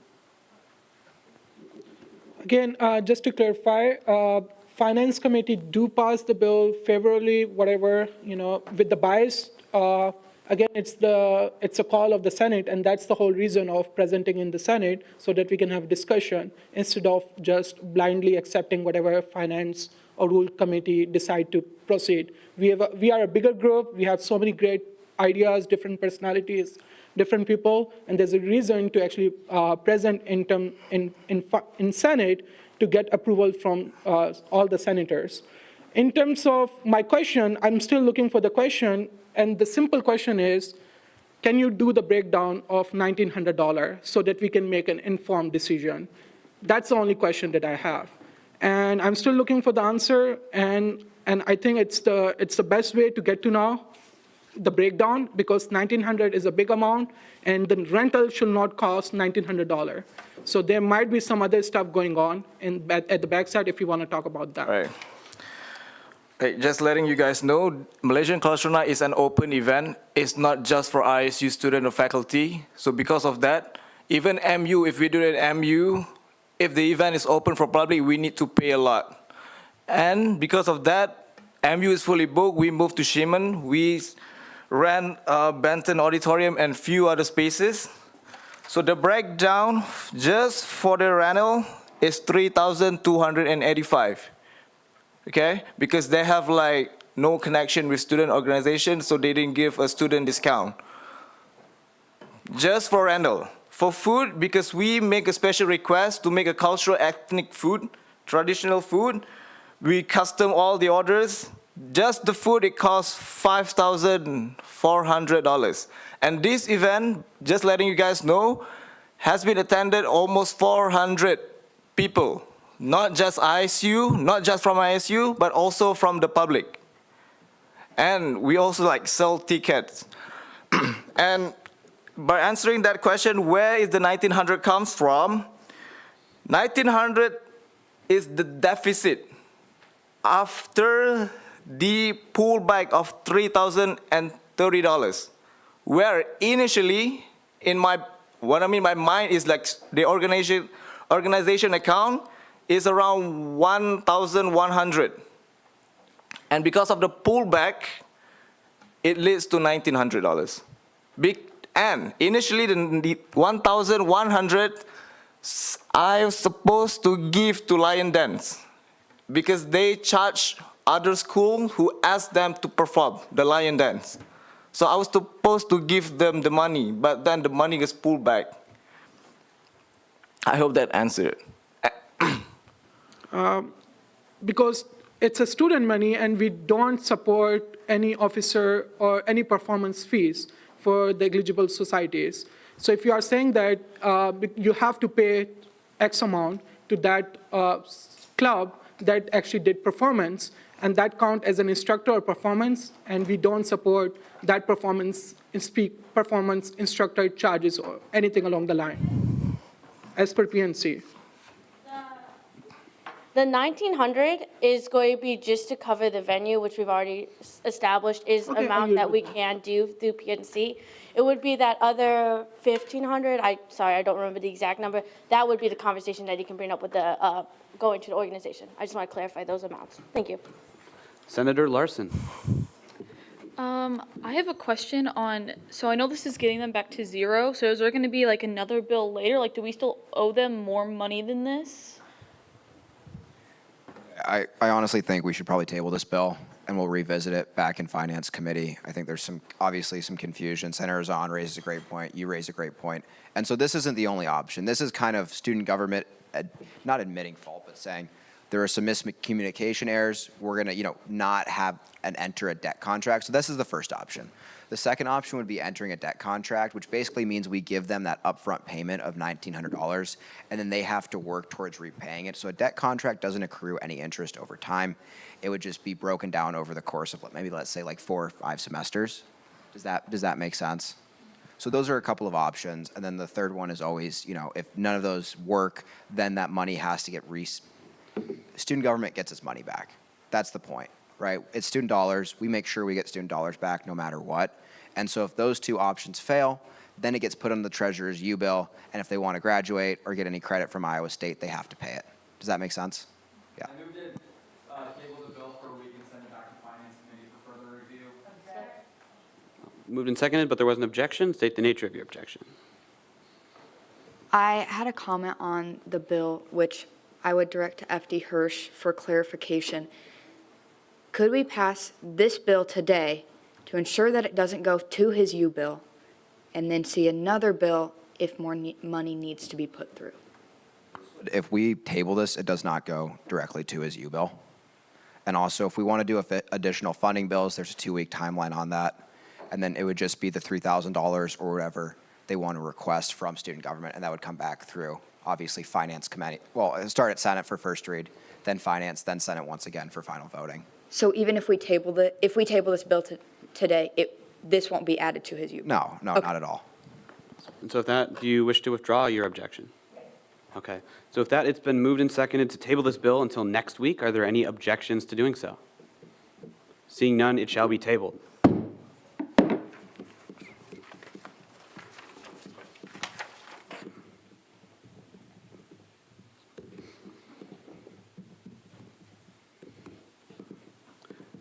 And so with that, we'll move into item 2023-3-002 SE, removing the responsibility of Vice Speaker to compile meeting reports with Acting Speaker Everhart.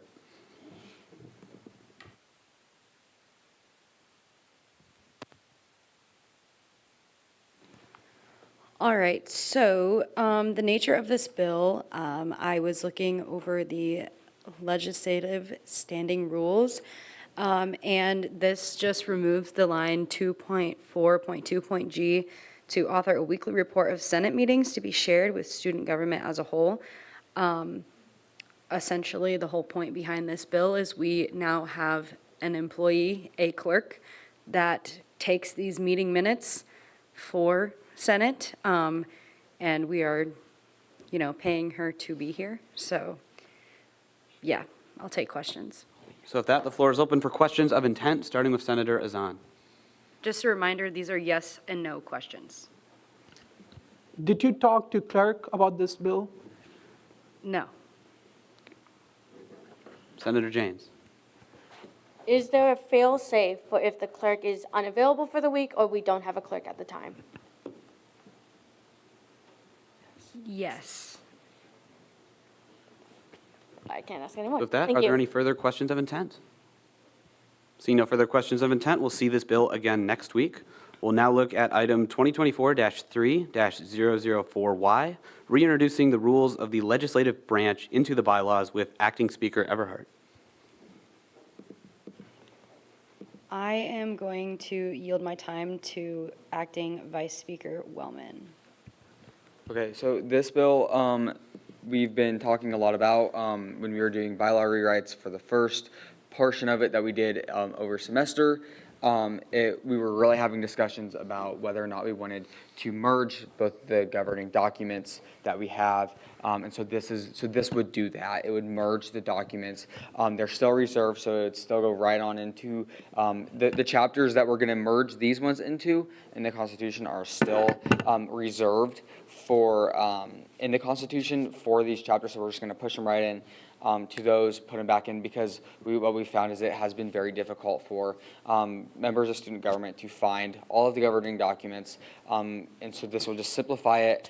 These are conversations, like I said, we've had in Rules Committee that I wanted to do with the prior bills, but my wishes weren't granted, obviously. So this bill will just simply do that, and so hopefully it'll clear up confusion for senators and other members of student government. So I'll take questions of intent. Questions of intent, starting with Senator James. Yeah, sorry, I have more than one question, but I guess I'll do the more important one. Will this affect Rules Committee to edit the bylaws if it's in the Constitution? No. All right. Is there a way to ask if I can ask a second question? I apologize, it is one question of intent. No problem. Senator Zahn. In terms of the power, what can be changed by just introducing? Is there anything that will be changed in terms of application of the laws by rules? Could you please restate the question? Okay. Is there anything changed in terms of application of the rules that are already in legislation? No. With that, are there any further questions of intent? Seeing none, we'll again see this next week. Moving into 2023-3-004F, funding the Water Polo Club with Senator Eisma. Hi, everybody. Water Polo Club is asking for money for swim caps. Pretty straightforward. I'll take yes or no questions. Questions of intent, starting with Senator Larson. Do you plan on clarifying the quantity of what one swim cap is that would cost $350? Yes. So with that, the floor is open. Acting Vice Speaker Wellman.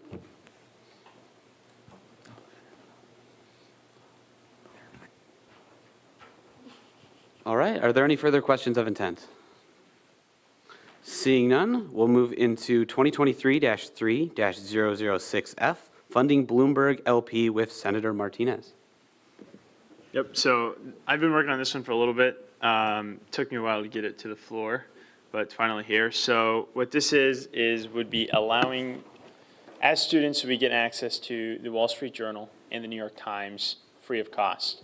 I think it's a pretty cool thing that is available to students here on campus.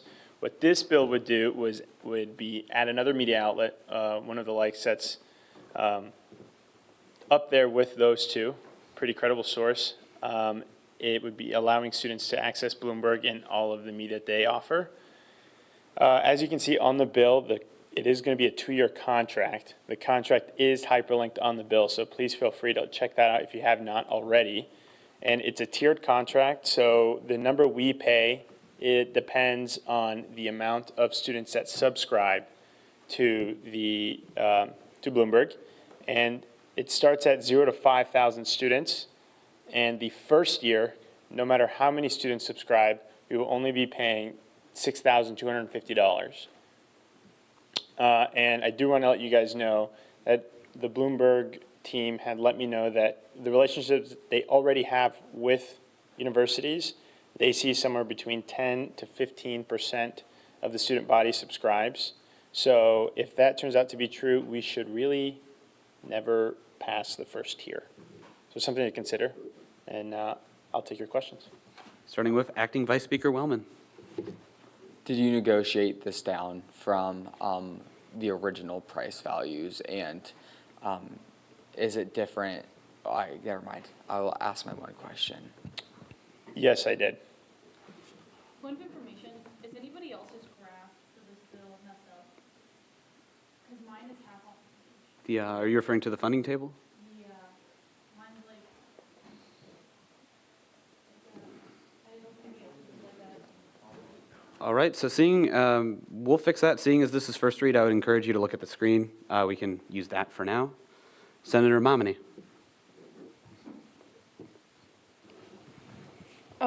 So I tried to find it, but I wasn't sure. So seeing as this is a 2-year term and we're only paying for the first year, if next term Senate sees fit not to pay or fund the next year of subscription, will there be repercussions if we pass the bill?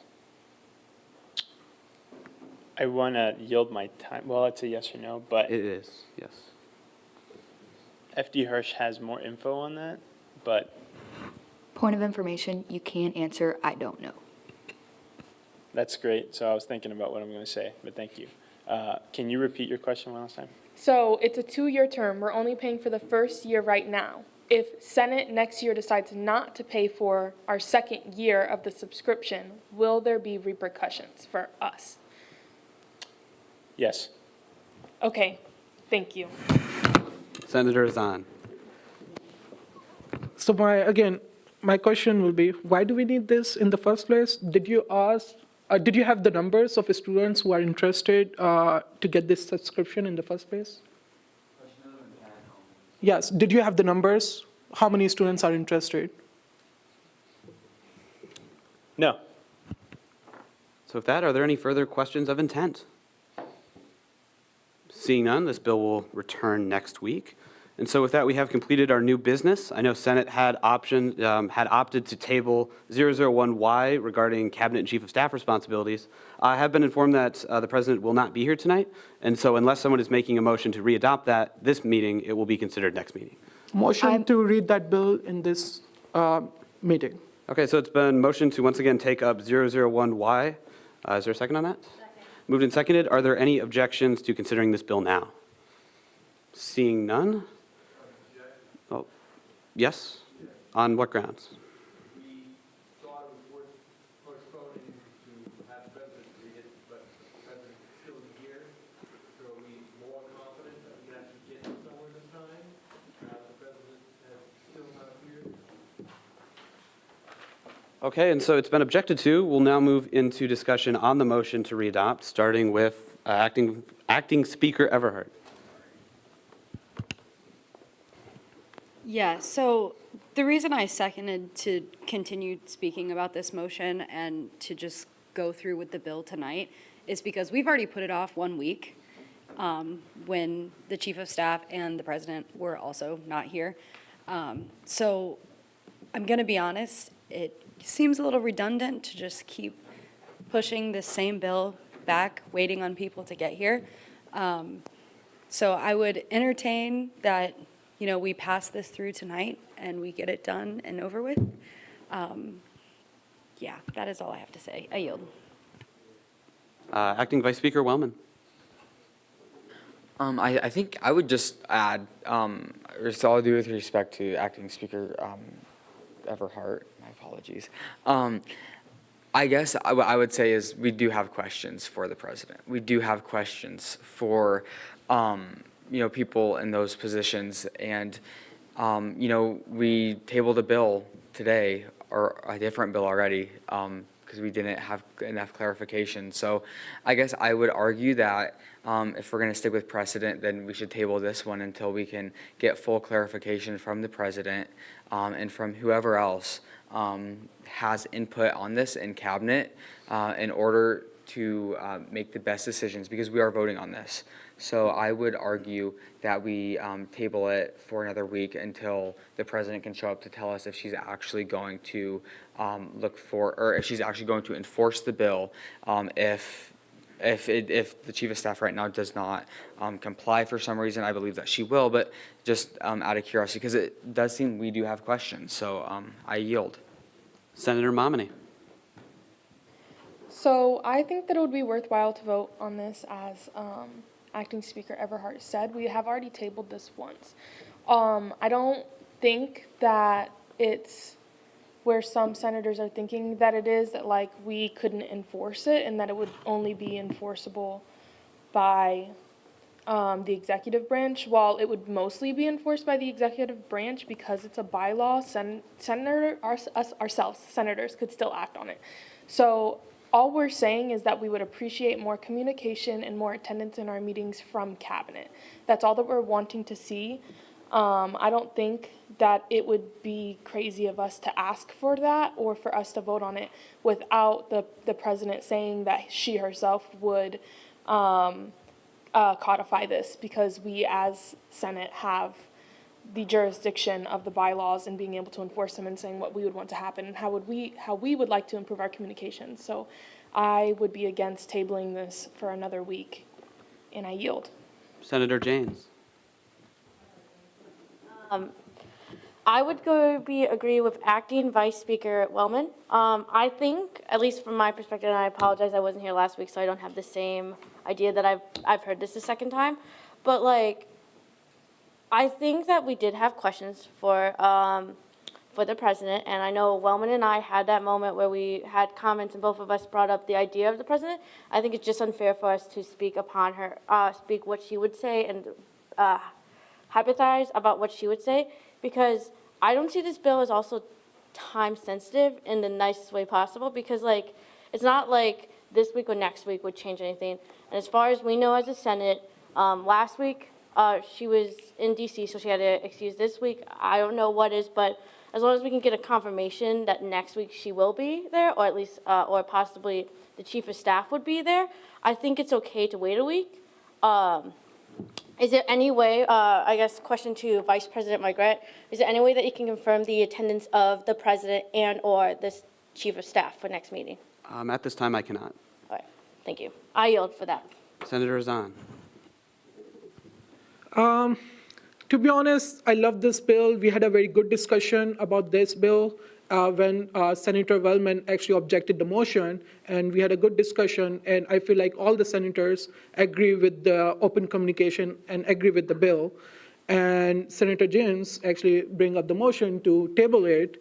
It's not about we have questions with the President Holiday. It's more about we are talking about enforcing the bylaw, and it's supposed to be like a pretty straightforward. And with that, I feel like we already gave them enough chance. Again, the agenda is sent out to all the senators as well, the executive, Jennifer, so she already know about this in the last week, and chief of staff already know about this, but they decided not to come in front of Senate, which is disrespectful to Senate, in my opinion.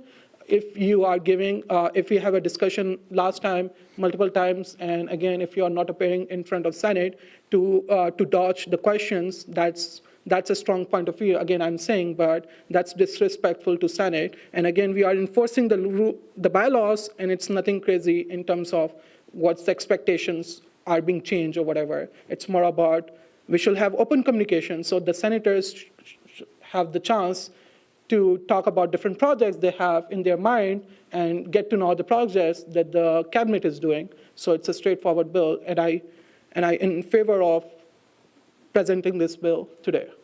With that, I yield. Senator Jones.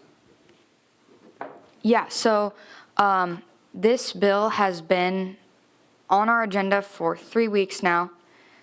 Last week we had questions for Chief of Staff Dre, who's not here, and now this week we have questions for President Holiday, and those wouldn't be taken care of until next week. We've had 3 weeks now.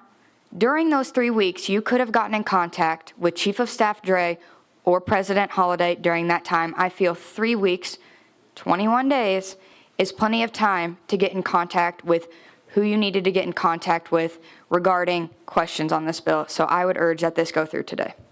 Senator Eisma. So this is more of a correct me if I'm wrong. Unfortunately, Cecil was the only one here, and Vice President Margaret, if you could maybe remember this, we have tabled a bill before multiple weeks in a row, and I apologize, I cannot remember what it is for the life of me. It was a year to a year and a half ago. It has happened before. It wouldn't be the first time in our history we have done something like this, of tabling it multiple weeks in a row.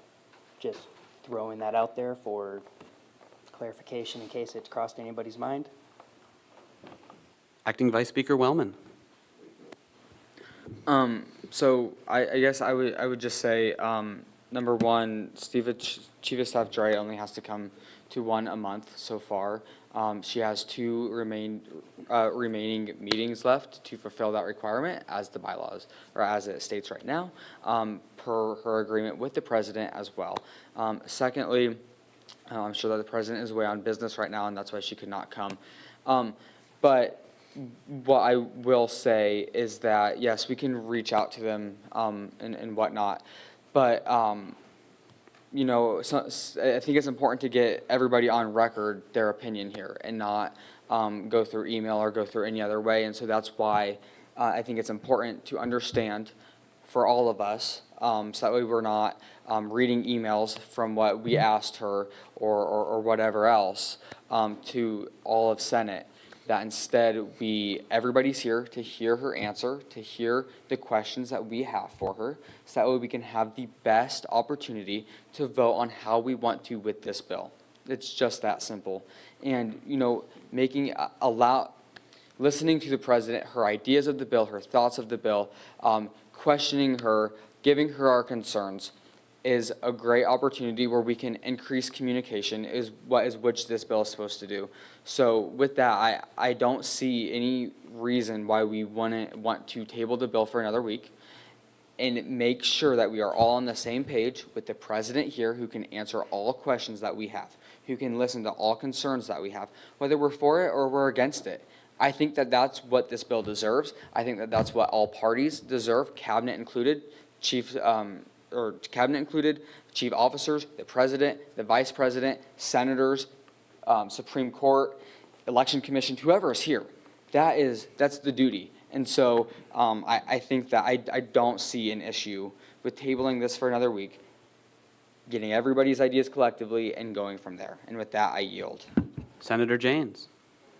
I'm going to build off of what he said, that, like, for me personally, from reading this bill, this doesn't seem it's time important, so I think it would be fine for us to wait another week. There's a historical precedent of bills getting pushed back a little bit more than normal, especially when it doesn't have as strong of a time or there's points of confusion. And I understand your point, Senator Jones, about we could have reached out to them, and that is on me for possibly not reaching out to the individual, but also Senate was under the impression that they would be coming in the next week. So we delayed it to this week, and that's why. So while you can make a point that, yes, maybe we still should have done a due diligence and reached out to her, or reached out to both of them, my counterpoint to that is if we were under the impression to listen to them the next week, I think it was also fair that the logical conclusion to that thought would be, I'm going to just wait for my questions to be given to her when they're available. So that is why I think it is fair that some senators didn't reach out to them. And also, as we have heard from some stories, there is a mild historical precedence, and I'm not saying this about our president or chief of staff, that they haven't been the most responsive to emails. And while it's so bad to take one cabinet member's actions and just say all the cabinet members would be like that, it does, with those two logic lines in effect, it does make sense why they would wait until the individual is in person. And I do believe it is better to wait for them to say it verbatim than have someone read an email, read a text chain, read a Snapchat chain if they really go that way, which could misread the tone, misread so much context that would be needed. And I yield. Senator Azan. Yeah, I just want to comment, a real comment on this. It's nothing crazy that we are expecting. It's just talking about enforcing the bylaws, and it's supposed to be happening because it's bylaws. And I'm still curious, what are the questions that the senators would like to ask? Because that's typically like a straightforward that, oh, okay, we should have more communication because it's a Senate decision technically that we want to make sure that there's open communication between cabinets and Senate. So with that, last comment, I motion to get the plat card voting on this. And with that, I yield. Okay, there's been Oh, okay, I didn't. objection. Do you withdraw your objection? Oh, you want to speak? Okay, I didn't see your card, sorry. I withdraw if you want to speak, so. So you withdraw the objection, and so you've moved, yes, okay. You have withdrawn your objection to your motion, which was to vote and end discussion. Yes. Right? And so are there any objections to ending discussion on this motion? Seeing no objections, we'll now move into a placard vote. And so for total, okay, we'll move into a voice vote, roll call. Just for clarity, voting yes, it means you would want to consider this bill tonight. Voting no means you would want to postpone it until ideally the Chief of Staff and President are in attendance, or of course you may abstain. Okay.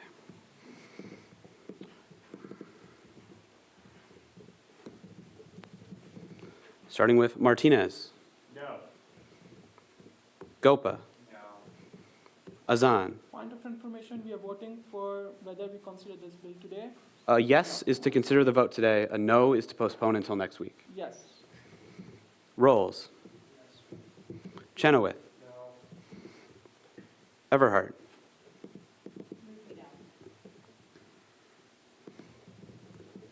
All right.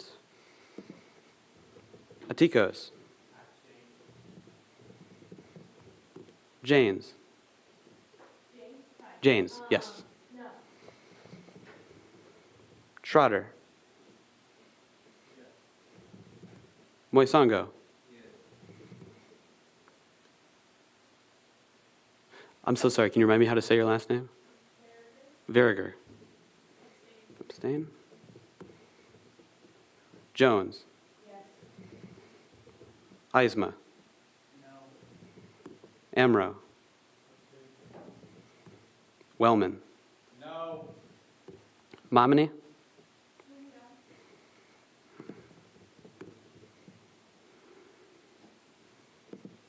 Larson? Yes. Pursley?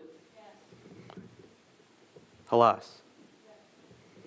Moving back to Acting Speaker Everhart? Yes.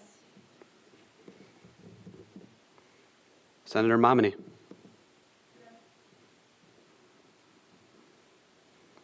Just a moment while we tally that up.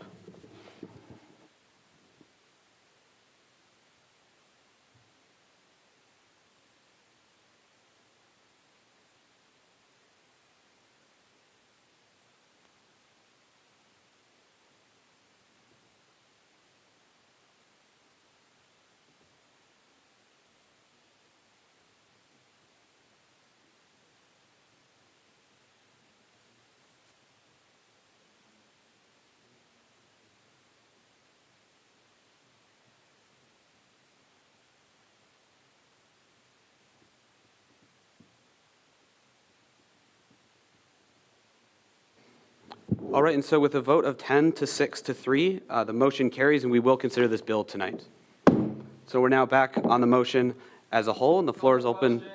Second. Moved and seconded to move into, or excuse me, to end debate at this time. Is there any objection to doing so? Seeing no objections.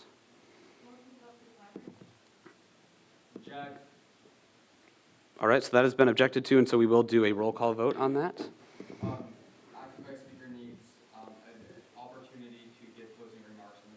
Excuse me, thank you very much. Acting Speaker Everhart, you're closing. Yeah, so, I mean, kind of like we've had discussion, first of all, I'm glad that you guys have had so much discussion about this bill. I mean, it's great to see all of you so passionate about something. That's really, really great. Yeah, as far as like just closing remarks, this is something that just codifies what the duties already are, and that's something that we've heard multiple times, so vote with what your heart tells you. That is all. All right, and so with that, we have been asked to do a roll call vote, and so once again, yes, we have been asked to do a roll call vote. So with that, I will begin that process. Again, you may vote yes, no, or abstain on the bill as a whole. Martinez? No.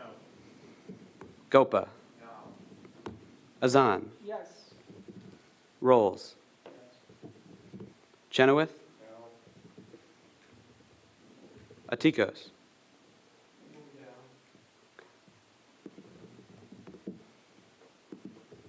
James? Trotter? Moisango? Verriger? Jones? Eisma? Amro? Wellman? No. Momini? Larson? Pursley? Going back to Atikos.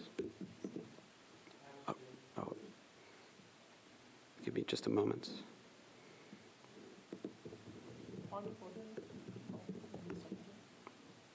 Yes, just a moment. I did skip over accidentally. Acting Speaker Everhart? Yes. Yep. Halas? So with that, I believe I've called everyone's name. Is that correct? Okay. One moment while I tally that up.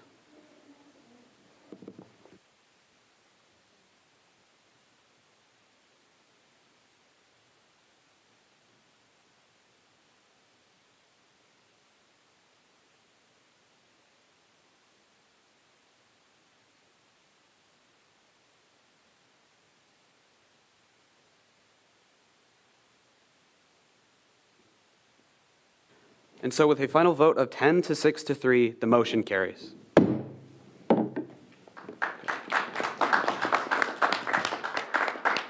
So with that, we've completed our business for this evening. We'll now open the floor up for any closing announcements, starting with Senator Martinez.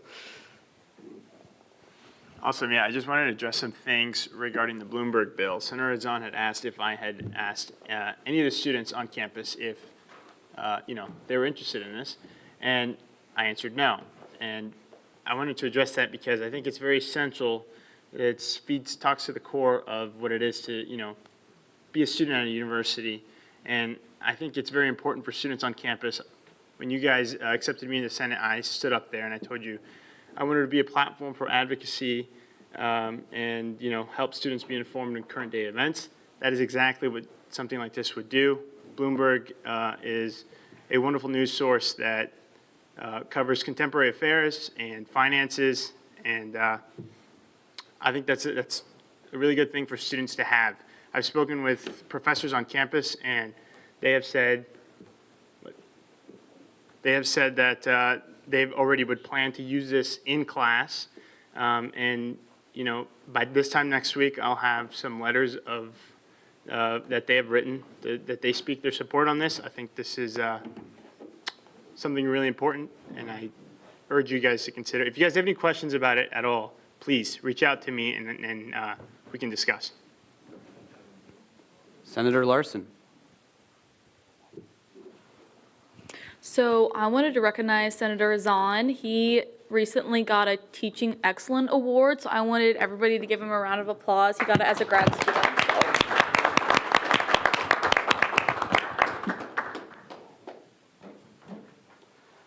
Senator Eisma, you don't have anything? I think you. Okay. Senator Amro? Nope. Senator Martinez again? Oh, I'm sorry, Senator Zahn. That's my mistake. Just to clarify, I asked the question about do we have any number of students, a survey or something, that how many students are interested to get this subscription? Because the point is, it's student money that. Is this the time to be discussing bills, or is this the time for closing announcements? So I'm just commenting on the thing that Senator. Yeah.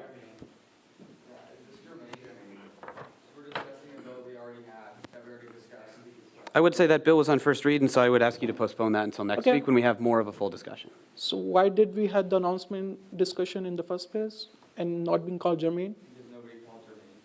Okay. You are free to call that at any time. Okay. Because I didn't know that that's germane, so I yield. Okay. You may call germane if you don't think anything is relevant, and I'll rule on that. Senator James. On Brennan, on different news, Career fair has started for the College of Business and will be moving down to colleges. Reminder to check your career services for all of the resources you can possibly get. I know the pop-up shop isn't open at past, but there probably is other options and opportunities for you to be able to do that. And I wish everyone a good career fair season, and I hope you guys get your job opportunities. Commissioner Clayton. Hi, y'all. For anyone rerunning for their spots along with executive slates, I have sent out an email, not sure if you've seen it, to submit good pictures of yourself and a short bio about you, your life, your platform. Keep this to like 3 to 4 sentences, 5 max. But other than that, that's fine. Thank you all. Senator Azan. So I have a quick question for Election Commission. Did Election Commission do the background check for the candidates who are running for Senate or not? Are we allowed to ask questions during it? Yeah. it's closing announcement. But someone can ask questions, but I cannot ask questions? I would say, I mean, that's weird. I do believe in this situation, yes, you can ask that question, Azan. Yeah, So thank you. You may ask. Please repeat. So the question is, the candidates who are running for Senate, do Election Commission do background check about their profile, whether there's any case for sexual abuse, there's any case for, any violation of the policies or whatever? We don't go that far into a background check. However, we do check stance with the university and GPA and U-bill holds and things of that nature. Okay. But so far as into very far / detailed background, no.